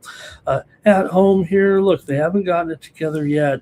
But again, that series sweep to the Reds, it really didn't get the offense going. They're going to have to kind of outduel them here, it feels like. I'm going to probably, because it's gone down here to 7 over 20, I believe. Oh, no, still 7.5. The under is going to be a very popular play with players today. I'm going to take the Rangers here in this one at home. Give me Texas over Seattle tonight. In the chat, fade Seattle, says Mark. And hey, Nate Cerna's here. Nice to see Nate in there. Twisted's on the over as well. And Bobby Mack says, take the Rangers first 5 here right now. All right. Yeah, there's some these Rangers home unders against American League opponents right now, 28-5 to the under here over the last 33 games. So the Globe Life Field is becoming an under city. JP Farley says take the Rangers on the money line. Okay, that's going to do it for that one. We'll keep it moving here right now with the Astros taking on the Rockies. And for the Astros here, this is Cody Bolton. Bolton's been around. He's kind of a reliever, but getting a start here, 3 ERA, 1.33 whip, 5 strikeouts. No record for Bolton. Ryan Feltner, no record, but no ERA. a .67 whip coming in, 4 strikeouts for Feltner here in this one. You know, Bolton's been around. I think he was drafted back in 2017, came over here from, I think, Cleveland. Big favorite on the road here for the Astros right now, $1.85 in this one. I mean, the Astros haven't been that good, have they? I mean, yeah, it was kind of a slugfest. Here's the Astros. They go from Sacramento to Colorado, so maybe they'll be ready. This offense will be ready to slug because they just had a big run there. But I don't know. I mean, Rockies have been looking interesting here so far. They just won last time out. I'm not giving them much credit, but 3-6 record overall. They've been an underdog in every game. Houston's still 6-4, but 1-2 on the road. They did lose the series to the A's on the road, despite the fact that they scored a bunch of runs. There, 25 runs in all, but still lost the series to the Athletics, who outslugged them. Athletics actually they went 11 runs, no runs, 12 runs in that series against Houston here. So Rockies at home, I'm probably more interested in taking something like that, maybe on the run line here, than Houston right now. Now, maybe they'll come in here and find their way, but Rockies are plus 1.5 at minus 105. That seems okay by me. I think I'm going to take the Rockies here, plus 1.5.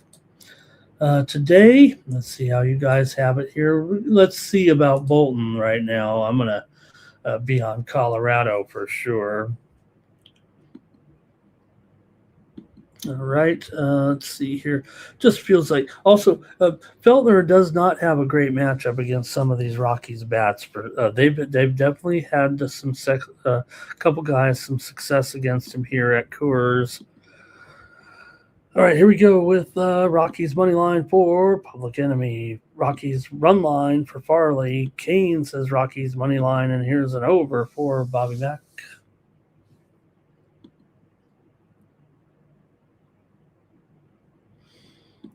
All right, next up here, what do we got? We've got the Braves taking on the Angels here in this one. Man, what a weekend for the Angels. So how about Joe Adell? He's still want to talk about him. One of the greatest defensive games in Major League history. Rob, 3 home runs in one game. That cool one down the line where he was in there with the fans holding his glove up. Chris Sale goes for the Braves. Sale, 0.75 ERA, 2-0 record coming into this one. Going up against Jose Soriano. Soriano, no ERA, 0.83 whip, 11 strikeouts with a couple of wins so far, too. 2 pitchers with 2-0 records here. Good on Soriano here. Soriano, Angels coming in off back-to-back wins over Seattle, winning that series. Meanwhile, Atlanta lost the last 2 games and ended up splitting the series with Arizona. Atlanta comes in 5-2 as a favorite so far this season, but the Angels are 2-1 at home coming into this one. Let's see how you have it. This one with the Braves taking on the Halos here. Braves bullpen, probably the best in the league right now, I think. Didn't we say so? 1.08 ERA here, but the Angels do have some hot bats. There's no doubt about it here right now. You look at so far, Shanwell had that big hit last time. Peraza's looked okay here so far. The numbers don't reflect, I think, the success that the Angels bats have put up so far this season. I'd say the numbers actually kind of trail here. Maybe I'm going a little bit on my own ratings here. I didn't have them rated very high, but I've actually moved the Angels up a little bit offensively, even if the numbers are tailing a little bit. I like what I've seen. I'm not promoting the Angels into the next tier offensively, but pleasantly surprised, I guess is the way I'd put it at this point. Not a great matchup for some of these guys. We got to see what's up with Trouty here. It does have an injury designation, I believe. Let me see here. A bruised hand here for Trout. So he is questionable in this game. So you know what I'm doing? I'm taking the under here on this one, the Braves and the Angels. Come on. Got Sale here looking good. Soriano looking good. Let's take the under in this one with the Braves and the Angels. The bullpen's been very, very solid here for the Braves so far. I'm going to take the under. All right, let's see here. Kane says, I'm going to what am I going to do? Go 13-0? Is that what you're saying, Kane? Angels here for Cash Kane, under for Farley, and Roberts going over here. All right, I guess I'm down to the final game of the baseball card, and it's going to be Andrew Painter and the Phillies here. Painter, all the rage right now, road favorite here against the Giants and Adrian Hauser. Oops, what do we got going on with the line there?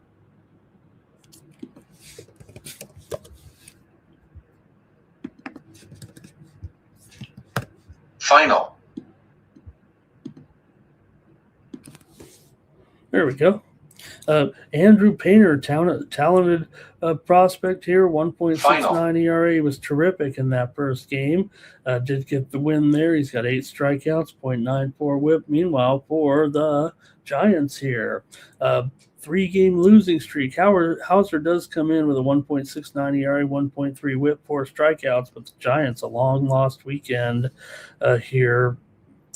Struggling in the series against the New York Mets, lost 3 of the 4 games and couldn't really get the offense going at all in those final 3 games, scoring just 5 runs in 3 games after the 7-2 win to start the series here. So a little bit rough going here for the Giants right now. Tony B got ejected yesterday. They're 3-7 overall, 1-6 at home so far this season. 2-5 as an underdog. Man, the Giants struggling, and here come the Phils. Phils fresh off of a hot streak, although they did lose to Colorado yesterday, 4-1. They were on a winning streak before that. They're 5-4, 2-1 on the road so far. Probably gonna prefer the Phillies actually here in this game, but let's see how you guys have it in the final game of the baseball card here tonight on a Monday. I think the Phillies are going to put up some numbers here, even in San Francisco here now. So far, the Giants are 2-3-2 as an underdog, but the Phillies are 5-3-1 overall. I'm taking the over in this one with the Phillies and the Giants tonight. Give me the over here. Yeah, we're in San Francisco, and San Francisco is 3 up, 3 overs, 3 unders so far at home. Let's see what you got here in this one. And Josh says Tsitsipas is coming back. Let's go, Stefanos. Here, I mean, look, he's won Monte Carlo. He's won Monte Carlo before. Robert here on the over. Mark Lambert says you got to fade the Giants here at this point. It's been rough. Farley, let's see. That might have been the other game. Robert's on the Phillies here. Final. Painter, he's Painter's painting the black here. And Painter is probably the story in this game with his hot start and his prospect status. Public Enemy says Philly and the Giants go under in this one. Okay, he went under, I went over. That's okay. All right, that's it for the Major League Baseball card. Good job, everybody. Got some more games to go over here. 5 in the NBA, 4 in the NHL. I think we can clear this one in half an hour or so and get ready for the guys on the show here in 1 hour from now with the baseball bases loaded preview. Here we go. Let's get to the action in the NBA. We've already seen the move here, so I got to update. We might be going kind of fast here on these games. I've already talked about them in a way, but the steam came in here on the Magic just a short time ago, moving this line to 2.5. Now, the interesting thing I think about this is, the Pistons have already clinched the top seed in the Eastern Conference. So you don't want to get hurt. You don't want to screw around. You're not going to catch, you're not going to be the top seed in the whole thing. You're stuck. You're in first place. You can't really go anywhere. You can't get any better. Now, The Pistons are better than the Magic. We know that. They've even won 3 in a row, even when it feels like they've already knew they were going to clinch the top spot. But the Magic are in 9th place, and you got to get to 8th place. You got to get to 8th place. They're in the play-in tournament. We know that. But again, 9th place, 8th place. Remember, 7-3, 7 out of 10. The 8th place team is advanced. For the 9th place, only 4 out of 6 have advanced.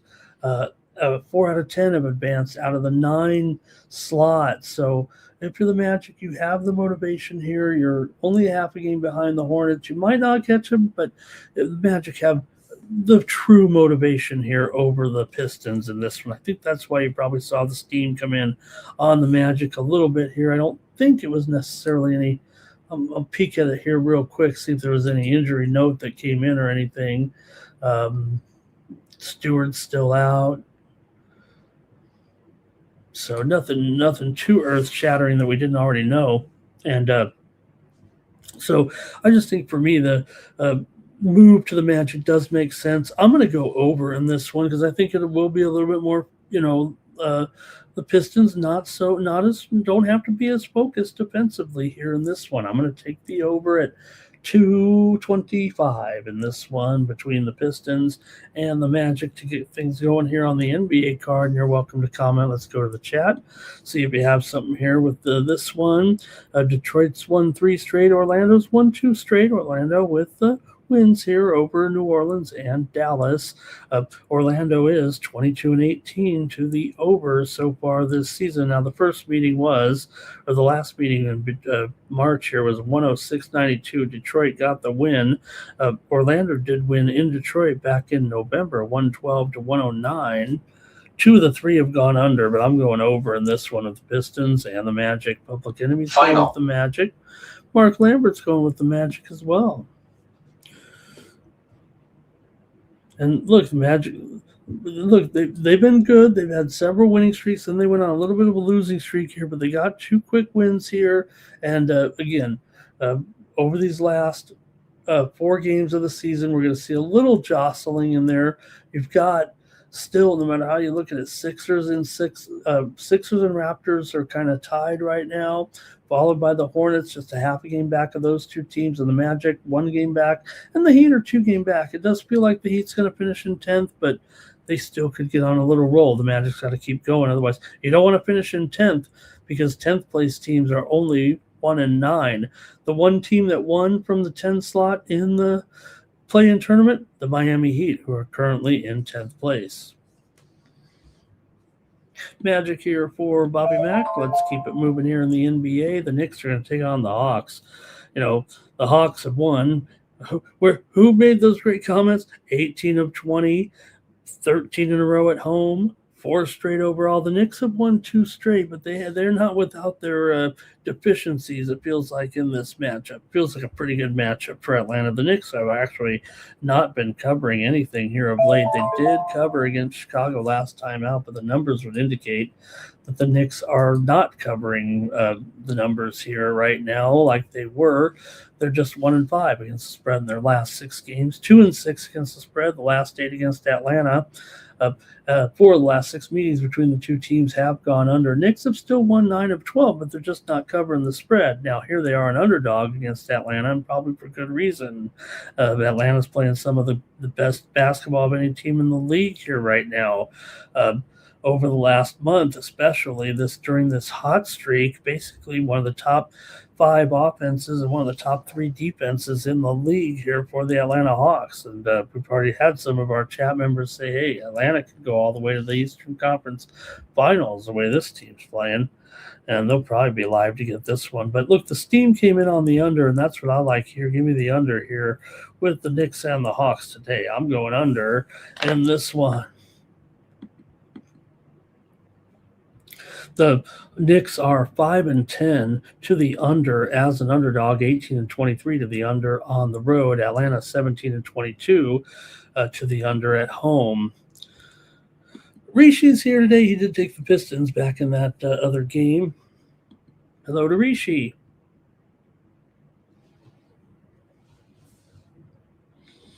All right, next up. we're going to the Cavs, taking on the Grizzlies here. Cavs, big favorite. We're in the tankathon here with the Cavaliers, favored by 13.5. Now, the Cavaliers, very, very poor covering team. We know that. They've won 2 in a row and 4 of 5. Still 2-8 against the spread. Their last 10, 21-42, 333. Even I can figure that out. 33% as a favorite this year against the spread for Cleveland. Now, Memphis doesn't have much to show either. And obviously, LeBron James doesn't want to go there. But Memphis, 19-21 against the spread at home, trying to look it feels like they're the better cover team, or at least they're not as bad as Cleveland covering the spread. It's just that Memphis is, not in the playoffs here and probably not a very good position for them right now. But for Cleveland, just 1-6 against the spread in their last 7 games overall. Cleveland still has won 8 of their last 10. Memphis just 3-6 against the spread in their last 9 games. Overall, coming in this one, Memphis has dropped 9 of 10, including 6 of their last 7 at home. So could be a game where the Cavaliers can fit it in here in the tankathon. But I'm going to go over in this one with Memphis and Cleveland here. Memphis is 22-17 to the over at home, and Cleveland's 22-16 to the over on the road. So I think that matchup kind of fits the mold here of what we've seen in the late season. Memphis has gone over in 5 of their last 6. So I think this one profiles as one of those high-scoring games. See if they're already at 230. Actually, wow, this one's gone down to 234. This one's had a heavy move to the under here. Usually, moves like this I usually trust. It's all the way down to 233.5.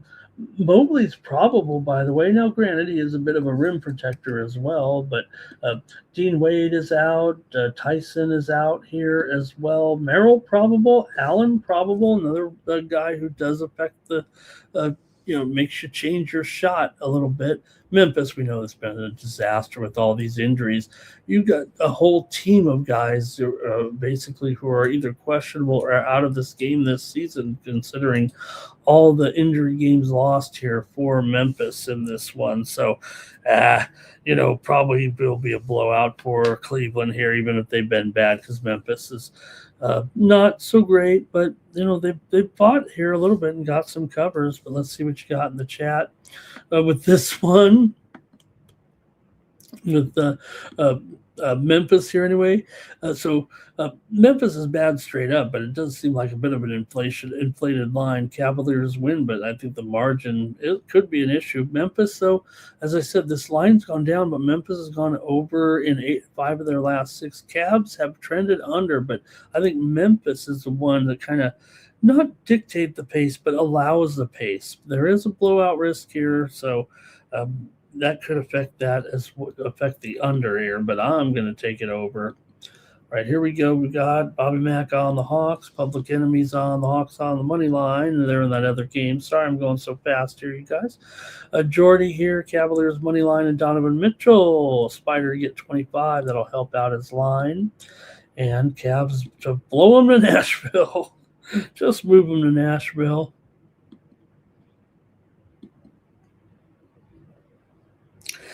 All right, the Philadelphia 76ers taking on the San Antonio Spurs here. NBA action for Monday night. The Spurs lost last time out, snapped their winning streak. Can't win them all. Lost to Denver by 2 points in one of the best games of the season so far, it felt like, in that overtime game. For Philadelphia, meanwhile, did lose to Detroit last time out, got blasted by 23 points, but they did beat Minnesota. They did beat Washington here. And I think in this one, you have to look at the motivation for this game. The San Antonio Spurs, while, yes, the Spurs do feel like they possibly, I guess, could catch the Thunder, but the Thunder would basically have to lose all 4 games, and the Spurs would have to win 3 of 4 games at least just to get a tie, and I'm not even sure what the tiebreaker is. So I guess really, realistically, the Spurs would have to win them all, and the Thunder would have to lose them all. So that is not going to happen. The Spurs can say, hey, we're in second place.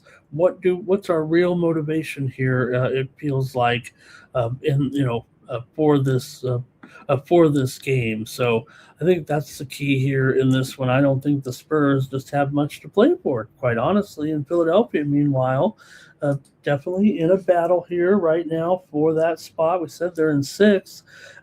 What's the difference between 6 and 7? Huge difference between 6 and 7. You don't have to play in the play-in tournament. So for the Sixers here, they're in 6th place, kind of tied with the Raptors right now.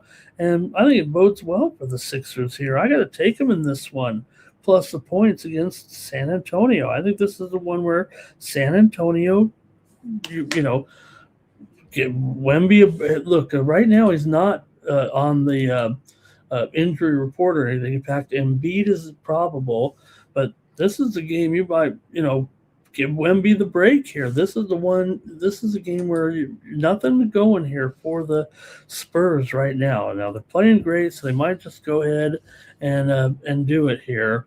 But I don't know. Not at 8.5 here in this one. No way. I'd be all on this one with the Sixers here. Remember, Sixers have been one of the best road teams all season, 24-13 against the spread on the road. So give me the Sixers here in this one.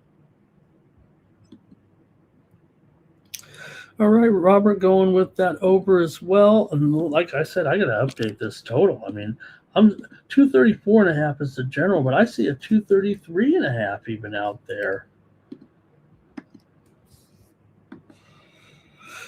Public Enemy likes the Spurs. Cash Kane likes the. Oh, well, I don't know which one he likes actually.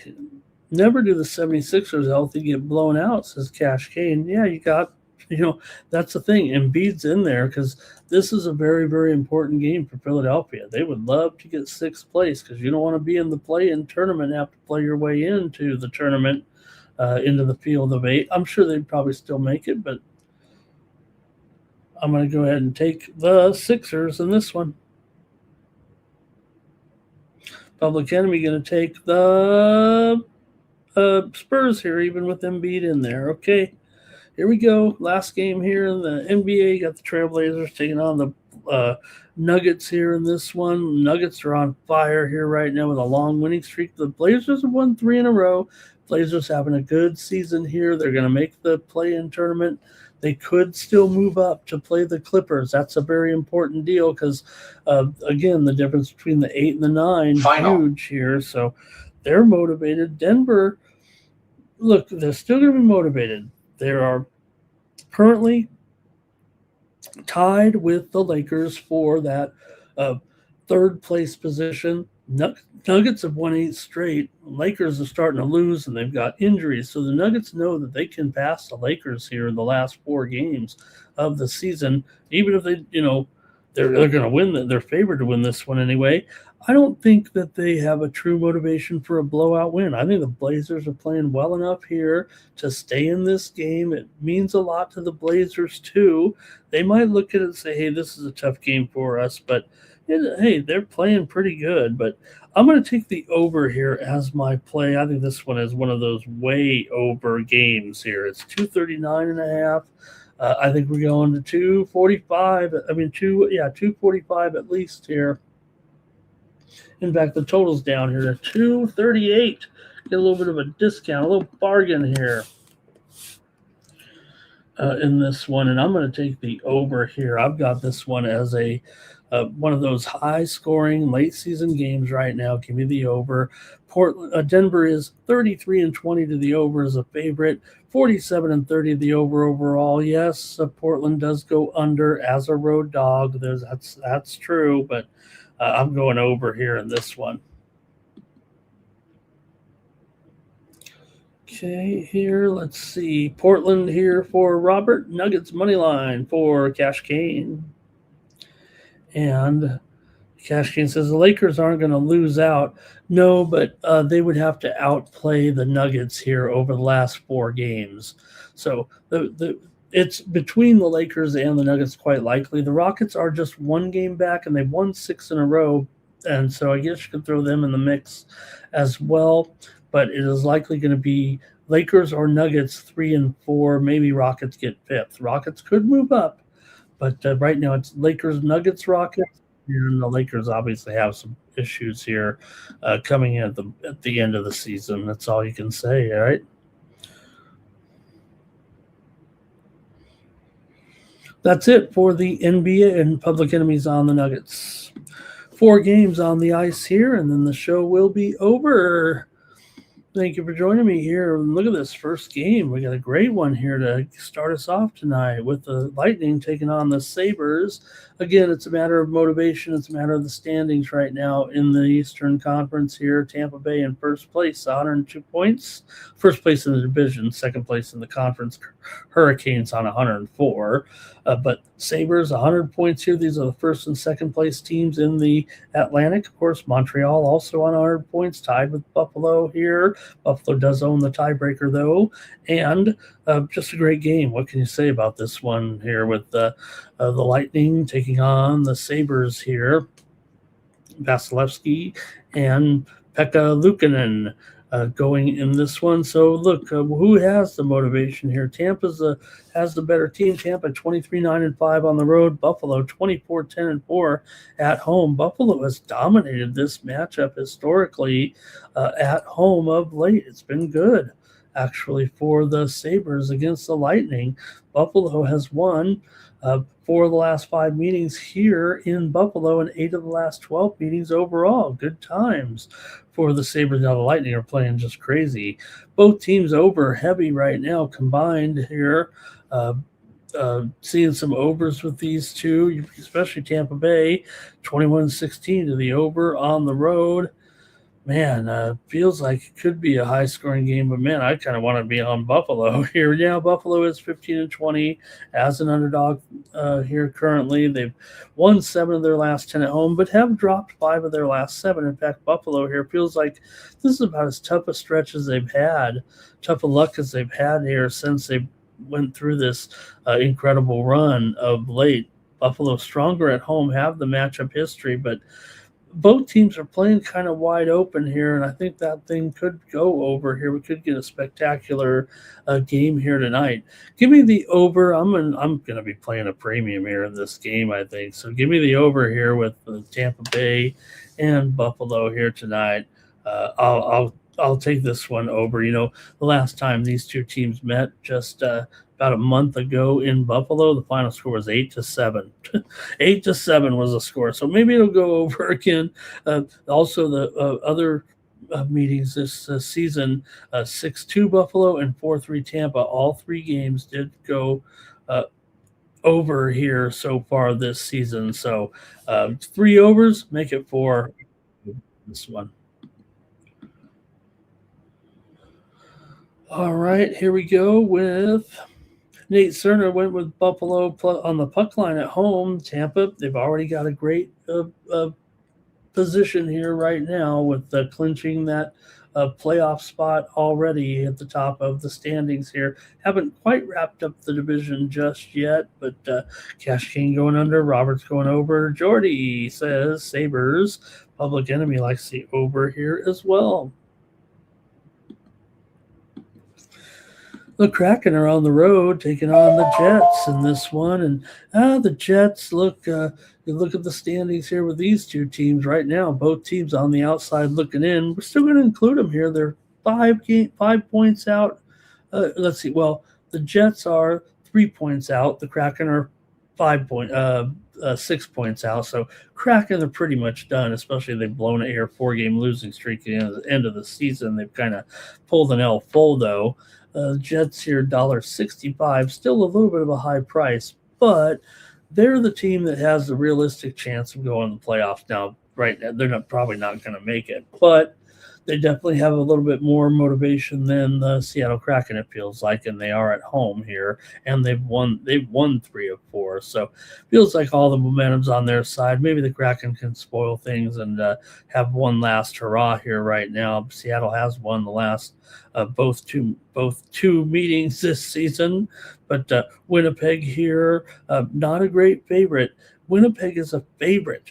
12-29 this season on the puck line. Seattle 41-24 on the puck line. Now Winnipeg is, to be fair, 18-14 at home here right now, and I think they kind of take care of business here in this one. I'm going to take the Jets on the puck line. Even on the puck line here, a little plus money. Give me the Jets tonight to keep it rolling here against Seattle. If Seattle gets up and bite them, the Jets probably don't deserve to go very far anyways, even if they could make it to the playoffs. So that could put you on Seattle, the fact that the Jets are barely ahead of Seattle here, but I'll take them on the puck line today with a little bit of motivation.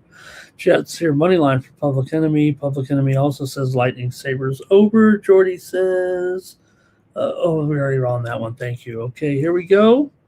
Couple more. Got the black. Uh-oh.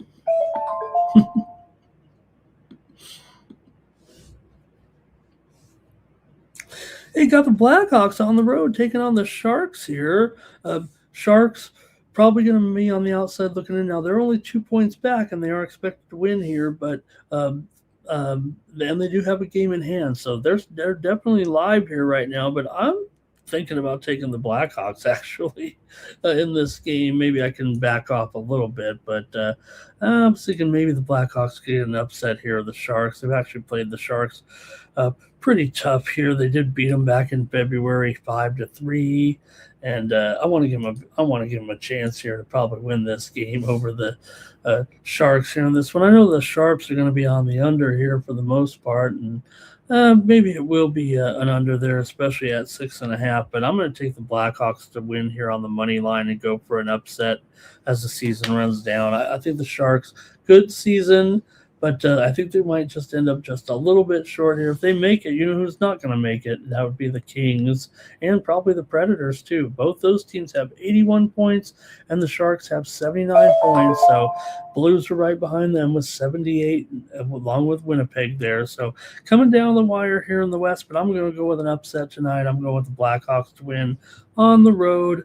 Blackhawks coming off a 4-2 win over Seattle last time out on the road. San Jose got beat by Nashville at home 6-3. So I'm going to try the Blackhawks here in an upset tonight. And let's see here. Robert went with the over in the Jets game, and Public Enemy took the Jets. All right. All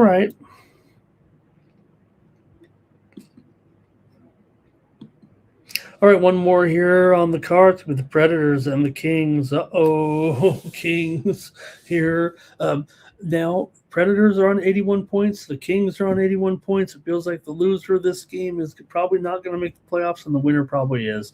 Give respect to San Jose, St. Louis, and Winnipeg, those teams that trail. They're still, 5 and 6 games left for the most part here in the NHL, even though actually San Jose has 7 games left. So not over yet, but when these two teams are both tied on 81 points for the second wild card, Utah's going to get the first wild card. One of these two teams is most likely to be the other team in the playoffs.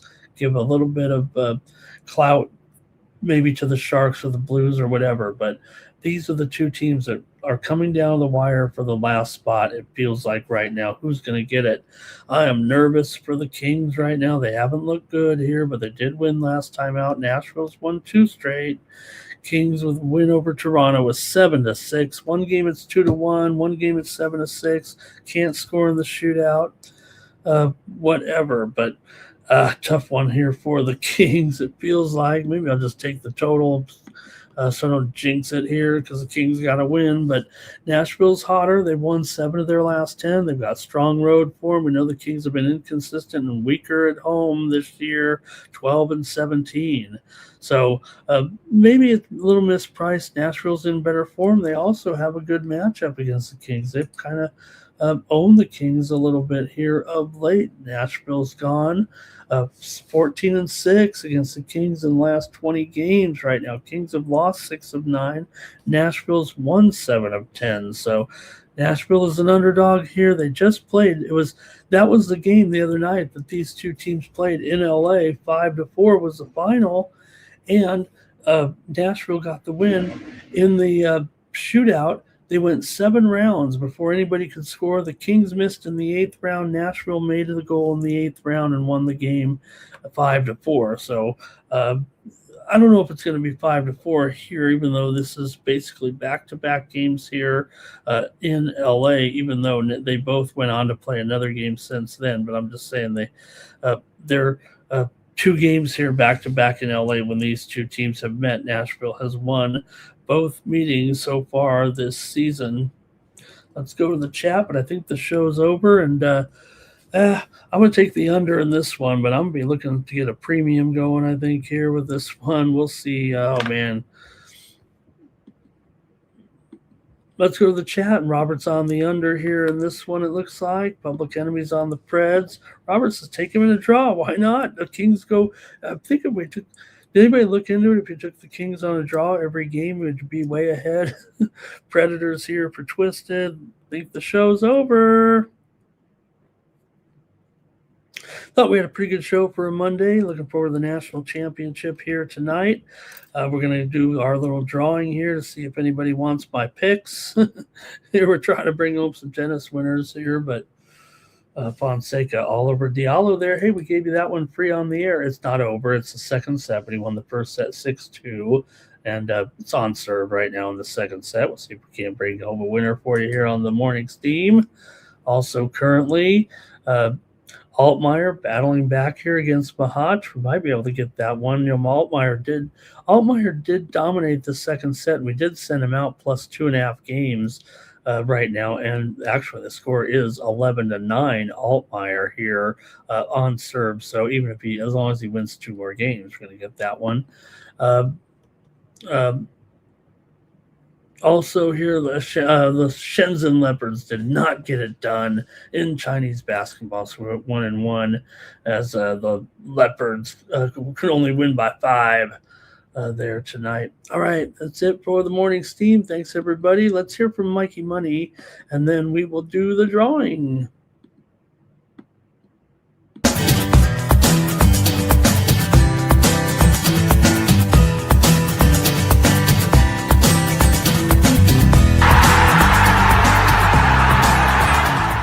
Hey, it's Mikey Money here, letting you know the Sports Money team is live on Winnable. Come check out our best bets. For a low monthly cost, you get the very best bets delivered instantly to your phone by text the moment they're locked in. No delays, no missed lines, just the smartest plays at the best odds. We do the work, you get the plays, and they're sent right to your phone right when we drop them. Don't wait, don't guess, don't miss the line. Join the winning team today and start cashing tickets with Winnable. All right, so please subscribe over at Winnable. Get more plays from me every day. And like I said, we already came through. We came through with a couple here so far. Like we had the one winner in Chinese basketball. Again, this is where you get kind of the alternate plays from me, the other sports, if you will. Did not get there with the Tsitsipas. I think I had a typo there in the pick on the AI picked it up and said take it on the set handicap, which he didn't cover anyways, but just want to note that. Okay, here's the drawing. Let's see who wins. Thank you, everybody, for being here today. Hey, there's Sharpie in the chat. I think we're on sale immediately here. We're on sale here. I'm on sale. Sharpie's on sale. We're on discount. But okay, Sharpie, I got you here. Chris Sale Day for Atlanta. Was going to bowl over the Angels and get us props there. Thank you, Sharpie. I already took the under in the game because of Soriano looked pretty good too. Hey, first matchup this season of 2 pitchers who are 2-0 there. Thanks, Sharpie. So let me know. I think that means we're on sale here on his props there a little bit. All right, drawing coming up here. Let's see who wins. We got Twisted. We got Sharpie. We've got Robert, we've got 9 Legacy, we've got Jordy, we've got Blake, we've got Dimitri, we've got Terrell, we've got Rishi, we've got Jimmy, we got Robert Dixon. Robert Dixon, thank you so much for being a great supporter of me here on the Sports Money Network. Robert Dixon going to get the winnings here, and we'll put more on Robert. I'll if I can, he's on the list. He's one of my guys, so I'm gonna bump Robert's subscription up there right now. I think. Let me bump him up here and give old Robert another month while as we speak. Robert, that'll put you good through June, exactly 2 months from right now, all the way to June. Thank you, Robert, for stopping in here every day and saying hello. Really appreciate you and really appreciate your support here on the Sports Money Network. All right, that's going to do it here for the show. I really appreciate you joining me here today. Make sure tonight enjoy the championship game here, and we'll be back tomorrow with more Morning Steam. Remember, stay tuned. Coming up here in just a few moments, it's going to be this actually 30 minutes from now, but you'll have Sharky Waters, you'll have Mikey Money, and they will go. Gosh, I'm having some trouble here, you guys. I'm here. Where am I at? Where am I at? There we go. Let me get right there. Okay. With the baseball betting show, Bases Loaded, coming up at the top of the hour, they'll preview the action here for the major leagues today, including that day game here between Tampa Bay and the Cubs here on Monday. So thank you to everyone in the chat. We'll see you tomorrow here on the Sports Money Network. For the Sports Money Network, I'm Ramon Scott. So long from Las Vegas. To the window, I don't know what you thought. It's Ramon Scott, running so hot. Sports make money and we make money with sports money every single day. NFL, NHL, NCAA. Stay away from the juice or might play a parlay. It's the morning steam. What? Ramon Scott, sports money. What? Wake your ass up and let's get to the money. Get to the money.